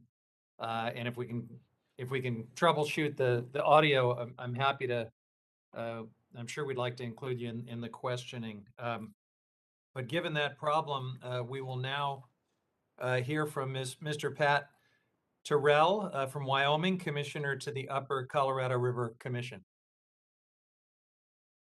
Thank you, Chairman Huffman, Ranking Member Bentz, and members of the subcommittee. Am I being heard? Yes. Just checking. You sound Okay. great. Thanks for checking. Well, thank you. With Mr. D'Antonio's problem, I thought I would check. I am Patrick Terrell, Wyoming's Commissioner to the Upper Colorado River Commission and Wyoming's Governor's Representative on the Colorado River. Thank you for providing the opportunity to present testimony today on behalf of the state of Wyoming. You've heard much already today about conditions at Lake Mead and Lake Powell, but drought impacts are not limited to the major system reservoirs. Water users in Wyoming, like other upper basin states, continue to experience significant water shortages due to the extremely dry conditions. We in Wyoming, as in other places, rely on snowmelt and whatever runoff is available on the rivers and streams. When the water supply is not sufficient to supply all water rights, only the earliest and most senior water rights get satisfied. Therefore, like our other upper basin states, our users have routinely also suffered shortages, even though Wyoming has developed less than 2/3 of its compact apportionment under a full supply. During drought years, Wyoming water use is reduced by more than 20% compared to years when water is more plentiful. These shortages get little attention and require no federal declaration, but they happen nevertheless and carry with them attendant economic impacts. Collaboration will continue to be the key in responding to drought. Since before 2000, the Basin states, Reclamation, Mexico, Basin tribal leaders, NGOs, water users, and others have collaborated to implement unprecedented, innovative, and proactive measures. As the challenges increase, that collaboration must not only continue but improve. We intend to continue that coordination as we develop post-2026 reservoir operating rules. However, post-2026 guidelines cannot address all of the numerous issues and impacts caused by this drought. Many can only be addressed by other response measures. The Upper Basin will continue to implement the 2019 Drought Contingency Plan, the principal goal of which was to assure continued compliance with the 1922 Compact. Further, releasing storage from upstream federal reservoirs, as you just heard about from Mr. Shawcroft, is only a first line of defense to protect critical elevations at Lake Powell. Existing storage is finite and cannot protect that lake under many of the dry scenarios now being projected. If such a program is even feasible, in addition, any Upper Basin demand management program still faces difficult challenges to be resolved before it can be developed and implemented. More is needed to help ensure the basin drought resilience. The most immediate needs include ensuring the federal commitments under the DCP can be met, securing access to clean water for tribal communities, and securing authorization and long-term funding for species recovery programs. There is a real need to focus on a broad range of investments and opportunities, including water storage infrastructure, advancing large-scale augmentation, facilitating system conservation, promoting watershed health, promoting forest restoration and management, improving ag operations, incentivizing municipal conservation, and improving water supply forecasting. The effects of this historic drought extend from the headwaters in Colorado and Wyoming through each upper and lower basin state and into Mexico. Drought response measures must equally stretch across the entirety of the basin. Success will require development and implementation across federal agencies in cooperation and partnership with the basin states, the tribes, our water users, NGOs, and other stakeholders. Wyoming is ready and willing to engage in that collaborative effort necessary to build and sustain water resiliency throughout the basin and to provide more information on the types of investments and opportunities most likely to help ensure the Colorado River Basin continues to support a thriving economy and a healthy environment. Thank you for the opportunity to testify here today. I will remain and be happy to answer any questions that you or the committee may have. Mr. Terrell, thanks very much. We're going to move on to questions of the members right now. If we can figure out the problem with Mr. D'Antonio's microphone, we'll take him out of order and come back to him.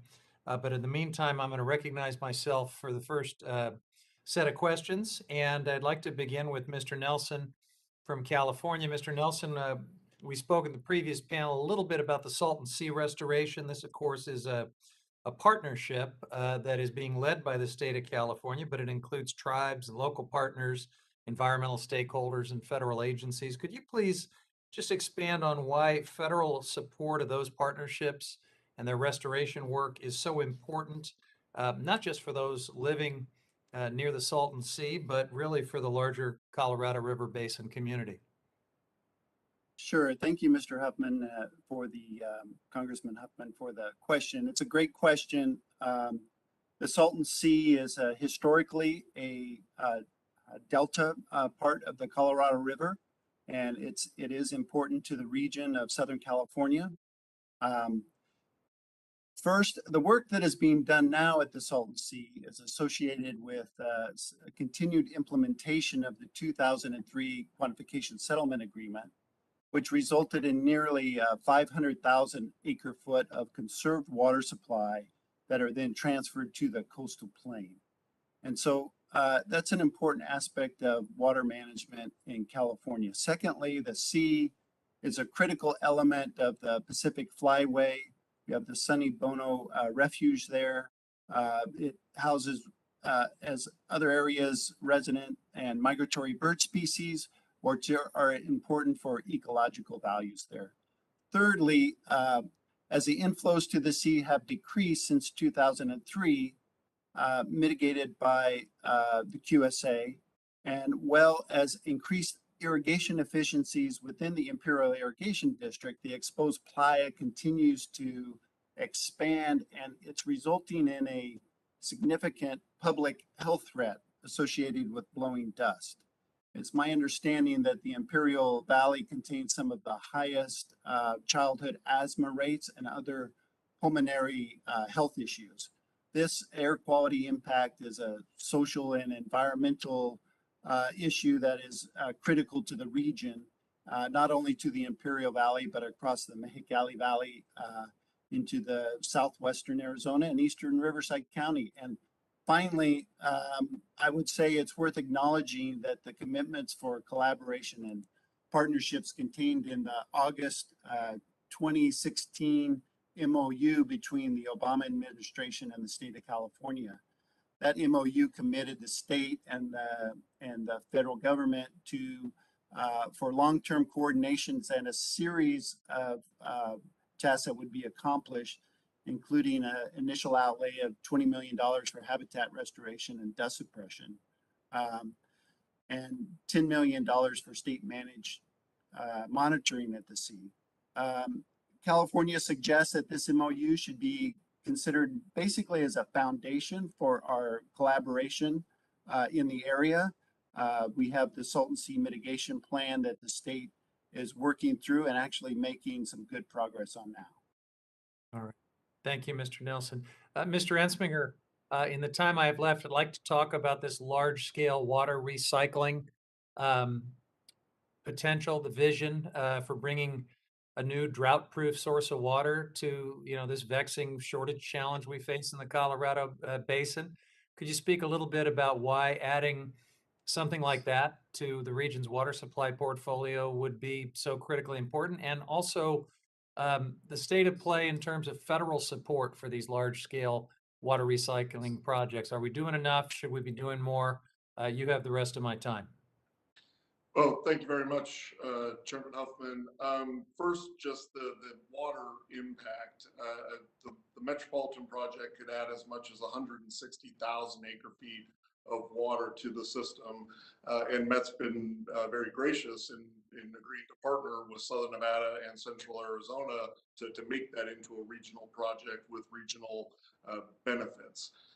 I do think more projects like that are available, and as we move into the future, we really have to look at all water within this basin as water that's precious and available for use, be those storm waters or the wastewater that Southern California is currently discharging into the Pacific Ocean. All of that water can be utilized to solve the daunting problems in front of us. In terms of the federal government, there is, I believe, $450 million contained in the bipartisan infrastructure bill, which would be very good to get that across the finish line, and additional funds within the reconciliation bill that would also be used not just for water reclamation, but also for federal compliance with their obligations under the DCP.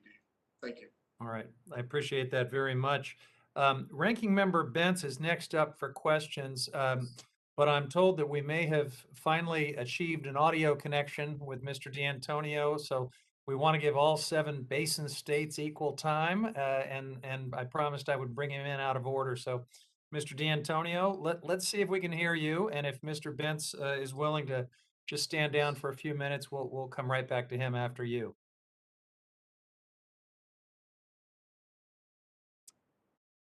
So, Mr. D'Antonio.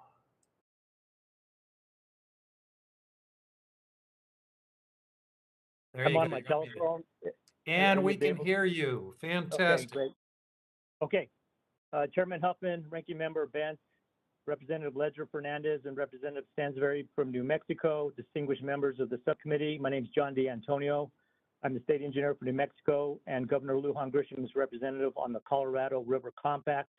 And I very much appreciate your patience today and the opportunity to appear before you to provide comments and updates on behalf of the state of New Mexico regarding the current issues and priorities related to the Colorado River Basin. First, upper basin shortages. In the 1922 Colorado River Compact, the 7 Colorado River Basin states agreed to share the Colorado River, with each basin apportioned the exclusive beneficial consumptive use of 7.5 million acre feet of water per year. New Mexico's apportionment is 11.25% of that amount. and since 2000, the Colorado River Basin has entered a period of continued drought. The upper division states have been taking shortages based on limited supply for the past 2 decades. In New Mexico, water shortages occur annually in the San Juan River Basin, including the Animas and La Plata tributaries. The San Juan Chama project, a major trans-basin diversion project authorized by Congress in 1962 to deliver San Juan water to New Mexico's municipalities and pueblos along the Rio Grande, has experienced significant variability in water supply, particularly during the last decade. And as an example, in 2021, we experienced a shortage of 40%. One key component of the Upper Basin Drought Contingency Plan is the Drought Response Operation Agreement, known as DROA. In June 2021, Reclamation projected that Lake Powell may fall below the critical elevation of 3525 in less than 6 months. And under the emergency provision of the DROA, Reclamation, in coordination with the Upper Division states, started releasing 181,000 acre-feet this year from 3 main reservoirs in the Upper Basin to help boost the elevation of Lake Powell. Reclamation and the Upper Division states are currently working on a plan framework that will fully address the state's key issues and concerns prior to any future DROA operations. Authorized projects in the Basin states. One of the original intents of the 1956 Colorado River Storage Project Act was to allow the Upper Division states to fully develop their apportionment. Upper Basin states have not. New Mexico's Upper Basin water use is currently about half of its apportionment. Most of New Mexico's future development plans in the Upper Basin or for tribal water development pursuant to the Indian water rights settlements that have already been authorized by Congress, such as the 2009 Navajo Gallup Water Supply Project, which is vital in providing sustainable residential water to the rural communities within and around the Navajo Nation, the Hickory Apache Nation, and the city of Gallup. Those communities have been hit particularly hard by the drought and the COVID-19 pandemic. When using or analyzing the existing climate trends, both prolonged dry periods and punctuated wet periods should be taken into consideration.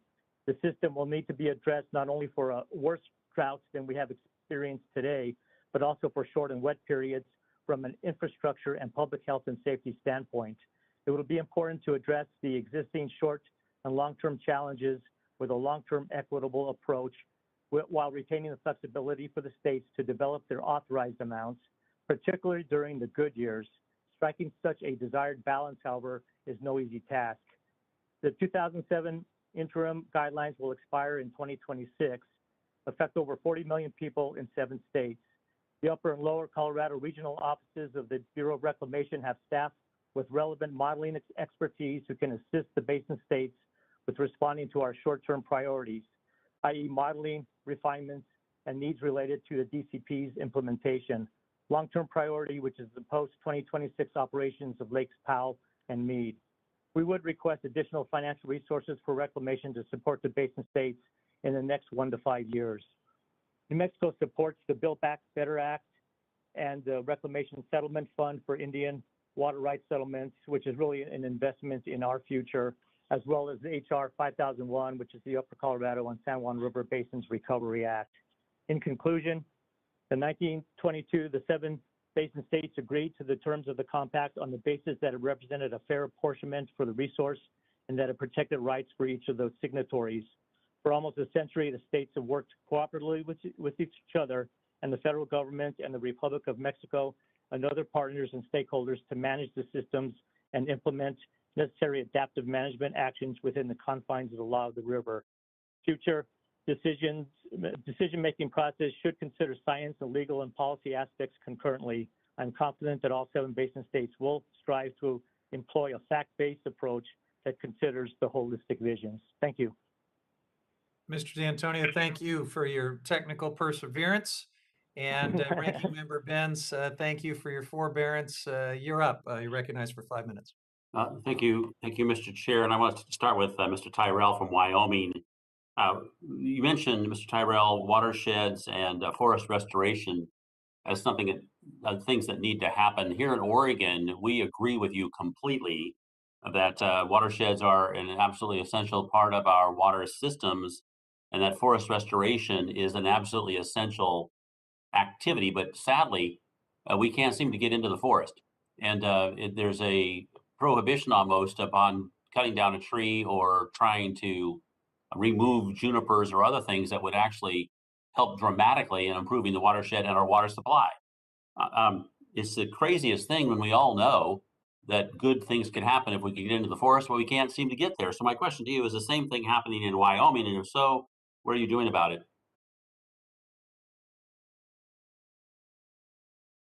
Thank you for the question, Representative Bentz.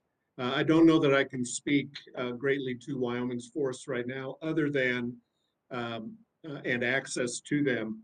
We have also been not quite like Oregon this year, but the victim of fires in recent years. The Mullen Fire last year west of Laramie was horrible, and in my view, if we're interested in hydrologic health of forests and rivers, that points backward to a healthy forest.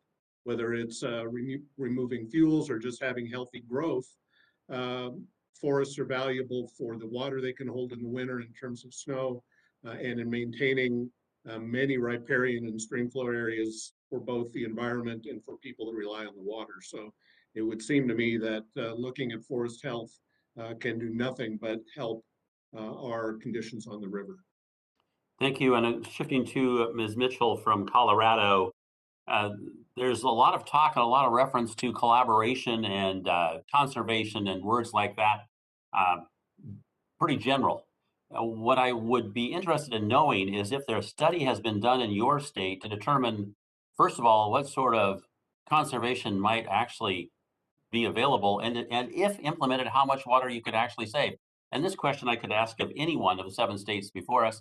So I don't want to pick on you particularly, but I think you did mention collaboration, certainty, and other words like that. So that's why I'm asking you the question. Can you give us some idea of how much water is available if you were able to implement conservation across the board in your state? Yes, and thank you for that question, Congressman Bentz. As part of our work through our Colorado Water Plan, conservation has been one of the pillars that has stood up in how we move forward to a long-range future of water for Colorado. And conservation being highlighted in that is just one of the solutions. There is quantification in that to some level, along with goals, but that's not just in the Colorado River Basin, it's across the entire state. So there's a goal of over 400,000 acre feet of conservation measures to take place, but that is across the state. So I'd have to get back to you on exacts of what would potentially be possible. Not all of our states in the Colorado River Basin. And then thank you for that. I'd love to see those numbers, and if they exist somewhere, please share them. Mr. Shawcroft, Utah, there's an unfortunate focus on agriculture as the source of water in situations like this.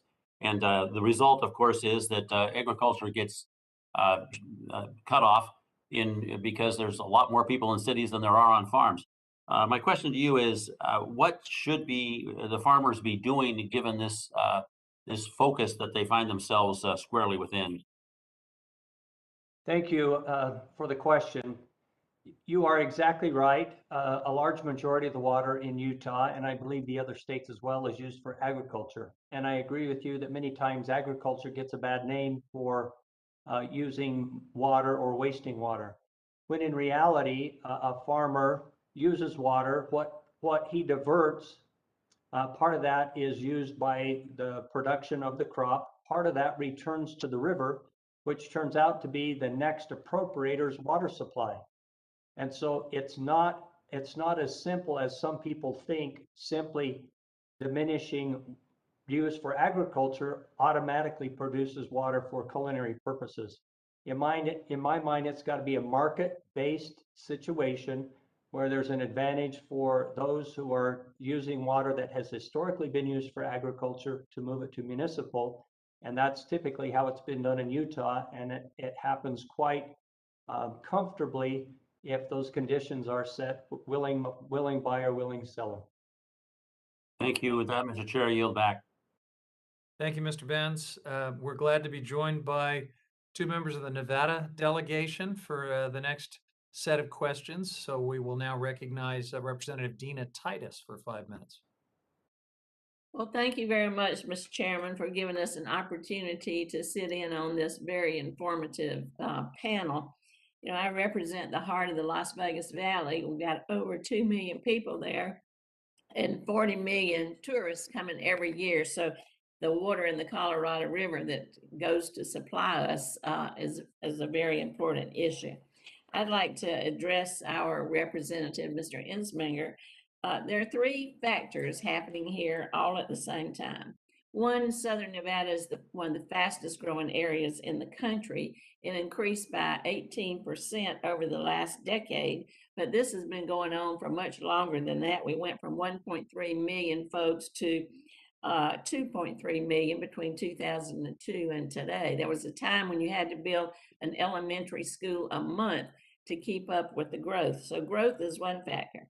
Second, we're the fastest warming community in the country. I think you called it aridification. So that's the second factor. Third, we got the smallest amount of water in the allocation from the river to start with, and yet I think we're one of the best stewards of the amount that we do get. I was really glad that you mentioned in your comments the Large-Scale Water Recycling Project Investment Act, which I'm a co-sponsor of, and pointed out the money that will go towards water projects in the bills that we're being considered for infrastructure.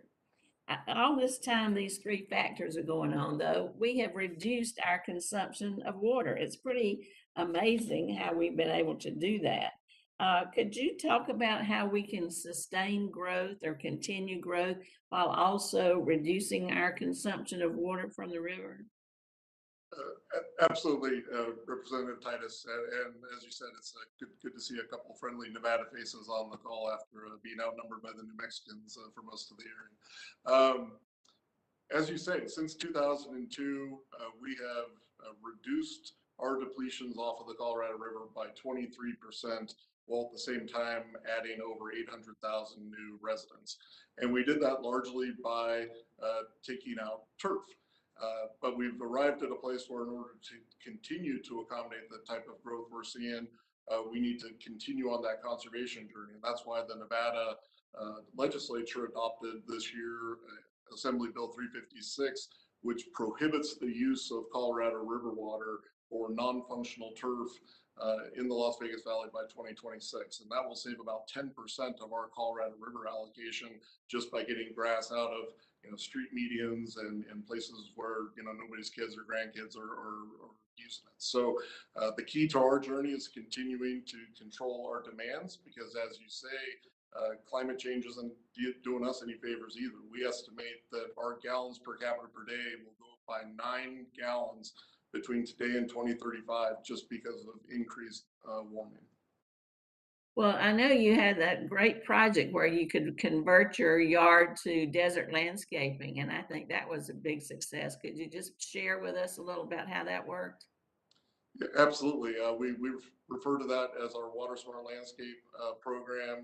Right now, we pay $3 a square foot to incentivize people to take out grass, and the results have been pretty staggering. Again, since the turn of the century, we've spent about $250 million of local funds to fund that program, and as a result of that, you could actually lay an 18-inch wide piece of sod around the circumference of the Earth at the equator with all the grass that we've from the Las Vegas Valley. Wow.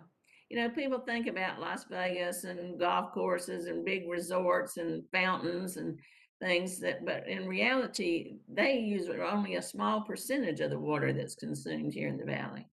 Is that right? That's correct. Well, actually, Clark County, which is home to 76% of the state's population, uses less than 5% of the water that's available within the state of Nevada. And if you look at that resort industry that, as you said, brings in 45-ish million visitors a year, they use less than 1/10 of 1% of the water that's available within the state of Nevada.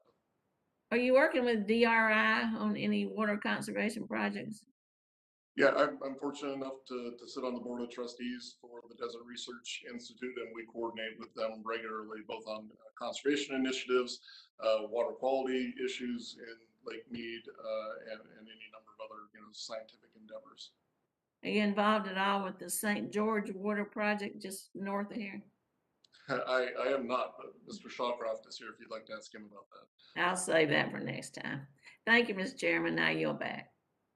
Thank you, Representative Titus. And we're going to go to your Nevada neighbor, Congresswoman Susie Lee. You're recognized for 5 minutes.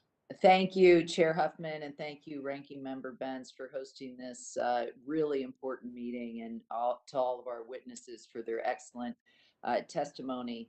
As Congresswoman Titus said, Southern Nevada and the entire Southwest is facing unprecedented drought. As we know, in my district, Lake Mead, which supplies water for over 25 million people across Nevada, Arizona, and California, is at its lowest level since construction in the 30s. And to help address this crisis, so much more must be done to accurately measure consumptive use, which includes programs like OpenET. And I want to thank Mr. Tyrell and Mr. Shawcroft for recognizing the importance of this program in their testimony, which Congresswoman Titus was developed through Desert Research Institute. Here in the House, I've introduced the Open Access Evapotranspiration Data Act, that's a long word, OpenET, with fellow colleagues of this committee to establish a program under the Department of Interior that uses publicly available data from satellites and weather stations to provide measurements and estimates of evapotranspiration and help water managers, farmers, and ranchers make decisions about their water use. And I've also been working to secure federal funding for the large-scale water recycling projects. In fact, my colleagues on this committee, along with them, the Large-Scale Water Recycling Investment Act was included in the bipartisan infrastructure bill. Mr. Ensminger, as you mentioned in your testimony, the Southern Nevada Water Authority is partnering with Metropolitan Water District of Southern California on a multi-billion-dollar regional water recycling project. Can you speak to how this proposed project will provide tangible benefits to Nevada, California, and other communities along the Colorado River Basin? Absolutely. So in its simplest explanation, what the MET project will do is take wastewater that's currently being discharged into the Pacific Ocean and thereby can't be reutilized, treat that, either inject it into aquifers in Southern California, or perhaps even take it to direct potable reuse, thereby extending the use of that water in Southern California. And in concept, what we have discussed with MET is that Southern Nevada Water Authority would invest $750 million towards the capital needs of that project. And in return for that, Metropolitan would leave a small amount of their Colorado River entitlement in Lake Mead for our use over the period of the project. And I believe the Central Arizona Water Conservancy District has now also signed on to participate in that project. So in a very real way, with the funding that is in the bipartisan infrastructure bill, this is a regional project with large amounts of funding from local agencies, but also a partnership with our federal partners. Thank you. And how would you rank this in our fight against the worsening drought in all of the tools in your toolbox? Well, I think what I would say is, of all the testimony we've heard today, that's the only project that's actually adding new water into the fight against the problem. We've talked a lot about how to use less and how many more needs there are, but in terms of introducing real wet water that's not currently available, that's the project and the model for the future. Thank you. I'm actually looking out on my backyard, which does have artificial turf as part of the Water Smart project. So, we've been fighting to combat drought as a member of appropriations with these such activities. So in addition to supporting regional recycled water partnerships, are there any other specific types of investments in water-related climate resilience in the Colorado River Basin that needs federal assistance? Well, I think the most obvious one is there is a federal obligation contained in the DCP to contribute 100,000 acre feet a year to the protection of Lake Mead elevations. And while Reclamation has done a good job trying to meet that obligation, they haven't quite gotten all 100,000 acre feet a year in there. So providing, I think, Reclamation with additional funding so that they can meet that goal, but also expand the programs that Mr. Dushovsky talked about in his testimony in terms of agreements with some of the tribes in Arizona and expanding system conservation efforts would be a good use of federal funds. Great. Thank you very much. Thank you, Mr. Chair. I yield. Well, I thank our colleagues from Nevada for closing us out on a, I think, more hopeful note, talking about some projects and strategies that can really make a difference in addressing these challenges. I want to thank the witnesses for their. Mr. Chairman? Yes, sir. Was I going to get a chance to? Is that Mr. Costa? Yeah, Mr. for the Costa, second of panel. course. Of course, we want to include you. I didn't have that in my notes that you wanted to jump in, but you are recognized. I've been listening tentatively to all the debate and appreciate it very much for both panels. Thank you. Let me make two statements and then ask what my father would say is a $64,000 question, but I based upon the value of water per acre foot these days, I suspect it's a lot more than $64,000. First statement is I subscribe to some of the comments that we made earlier that our water allocation for the production of food is a national security issue. It really is. Less than 5% of our nation's population is engaged in agriculture production, but majority of Americans, maybe as a result of the pandemic, with schools and restaurants closed, began to understand that that food doesn't come from your restaurant or your favorite store, but it comes from people, farm workers and farmers throughout the country who put it on America's dinner table every night. The second point I want to make has been part of the witnesses' statements here that we've heard this afternoon, and it's not new, and it's something I think we all subscribe to, and that is using all the water tools in our water toolbox. And I'd be interested, Ms. Mitchell talked about quantification of the pillar of conservation, and I strongly subscribe to that notion because we've done a lot in conservation, but I think for all of the witnesses, it'd be nice if we could quantify how much more we can build upon in terms of conservation as a part of one of the water tools in our water toolbox. But let me get back to the point I made in my opening statement, which was that the law of the river and the quantification of the upper and lower basin states amounted to some 17 million acre feet of water that it was determined at that time was the annual flow of the Colorado River. And we know that in the last 2 decades, it's been more like 12.4 million acre feet. And that doesn't account for other Native American tribes that have reserved water right claims that have yet to be resolved. There's just a tremendous amount of demand. And with climate change, we know the yield is only going to decline. So this is the question I'd like to submit to all of you. And if you want to provide written statement to your answer, I think we would appreciate that. So let's say the annual yield over the next 30 years is 10 million acre feet. I don't know, with climate change, maybe it's plus or minus. How do we take into account how we got to the original allocation with the upper and lower basin states and the tribes, the sovereign nations, and then reallocate that on a lot less water? That's the $64,000 question, but it's also a lot more than that because, frankly, of the value and the importance of water security to everybody. So how do we, it was so difficult to agree upon 17 million acre feet, which we know now is not there. How do we agree among the upper and lower basin states and the native tribes on a reduced amount, knowing that we're all going to use all the water tools in our water toolbox and we're going to conserve and we're going to do all that stuff? Okay. So that's the $64,000 question. So in 1 minute and 34 seconds, do any of the witnesses want to answer Mr. Acosta's Hunger Games scenario of how we get through that kind of shortfall? Congressman Acosta, I'll take a first crack at it. The law of the river is a series of agreements, court adjudications, all down the line. The DCP being the most recent one. I've been on several panels that the question is the DCP enough? I know, and I was involved in the quantification agreement a number of years ago, and that was a success of sorts. Very, very much a success to reduce water use in California.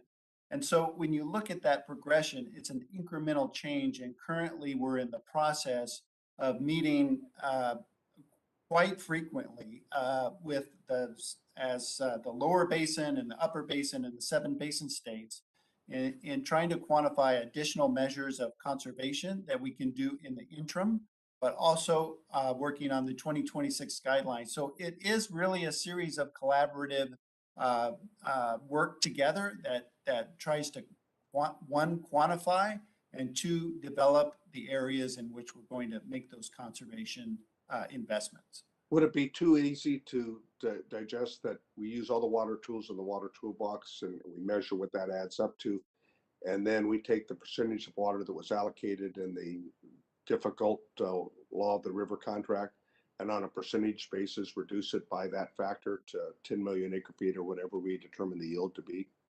Yeah, one of the challenges with that is the long-term water rights that folks have both I know, in the lower basin, right?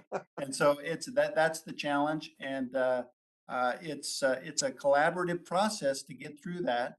And I will say one thing is I noticed that, and no disrespect, I noticed a number of folks had lunch during the panel today, and I take your comments to heart. Is that the food that we eat is actually, it comes from water.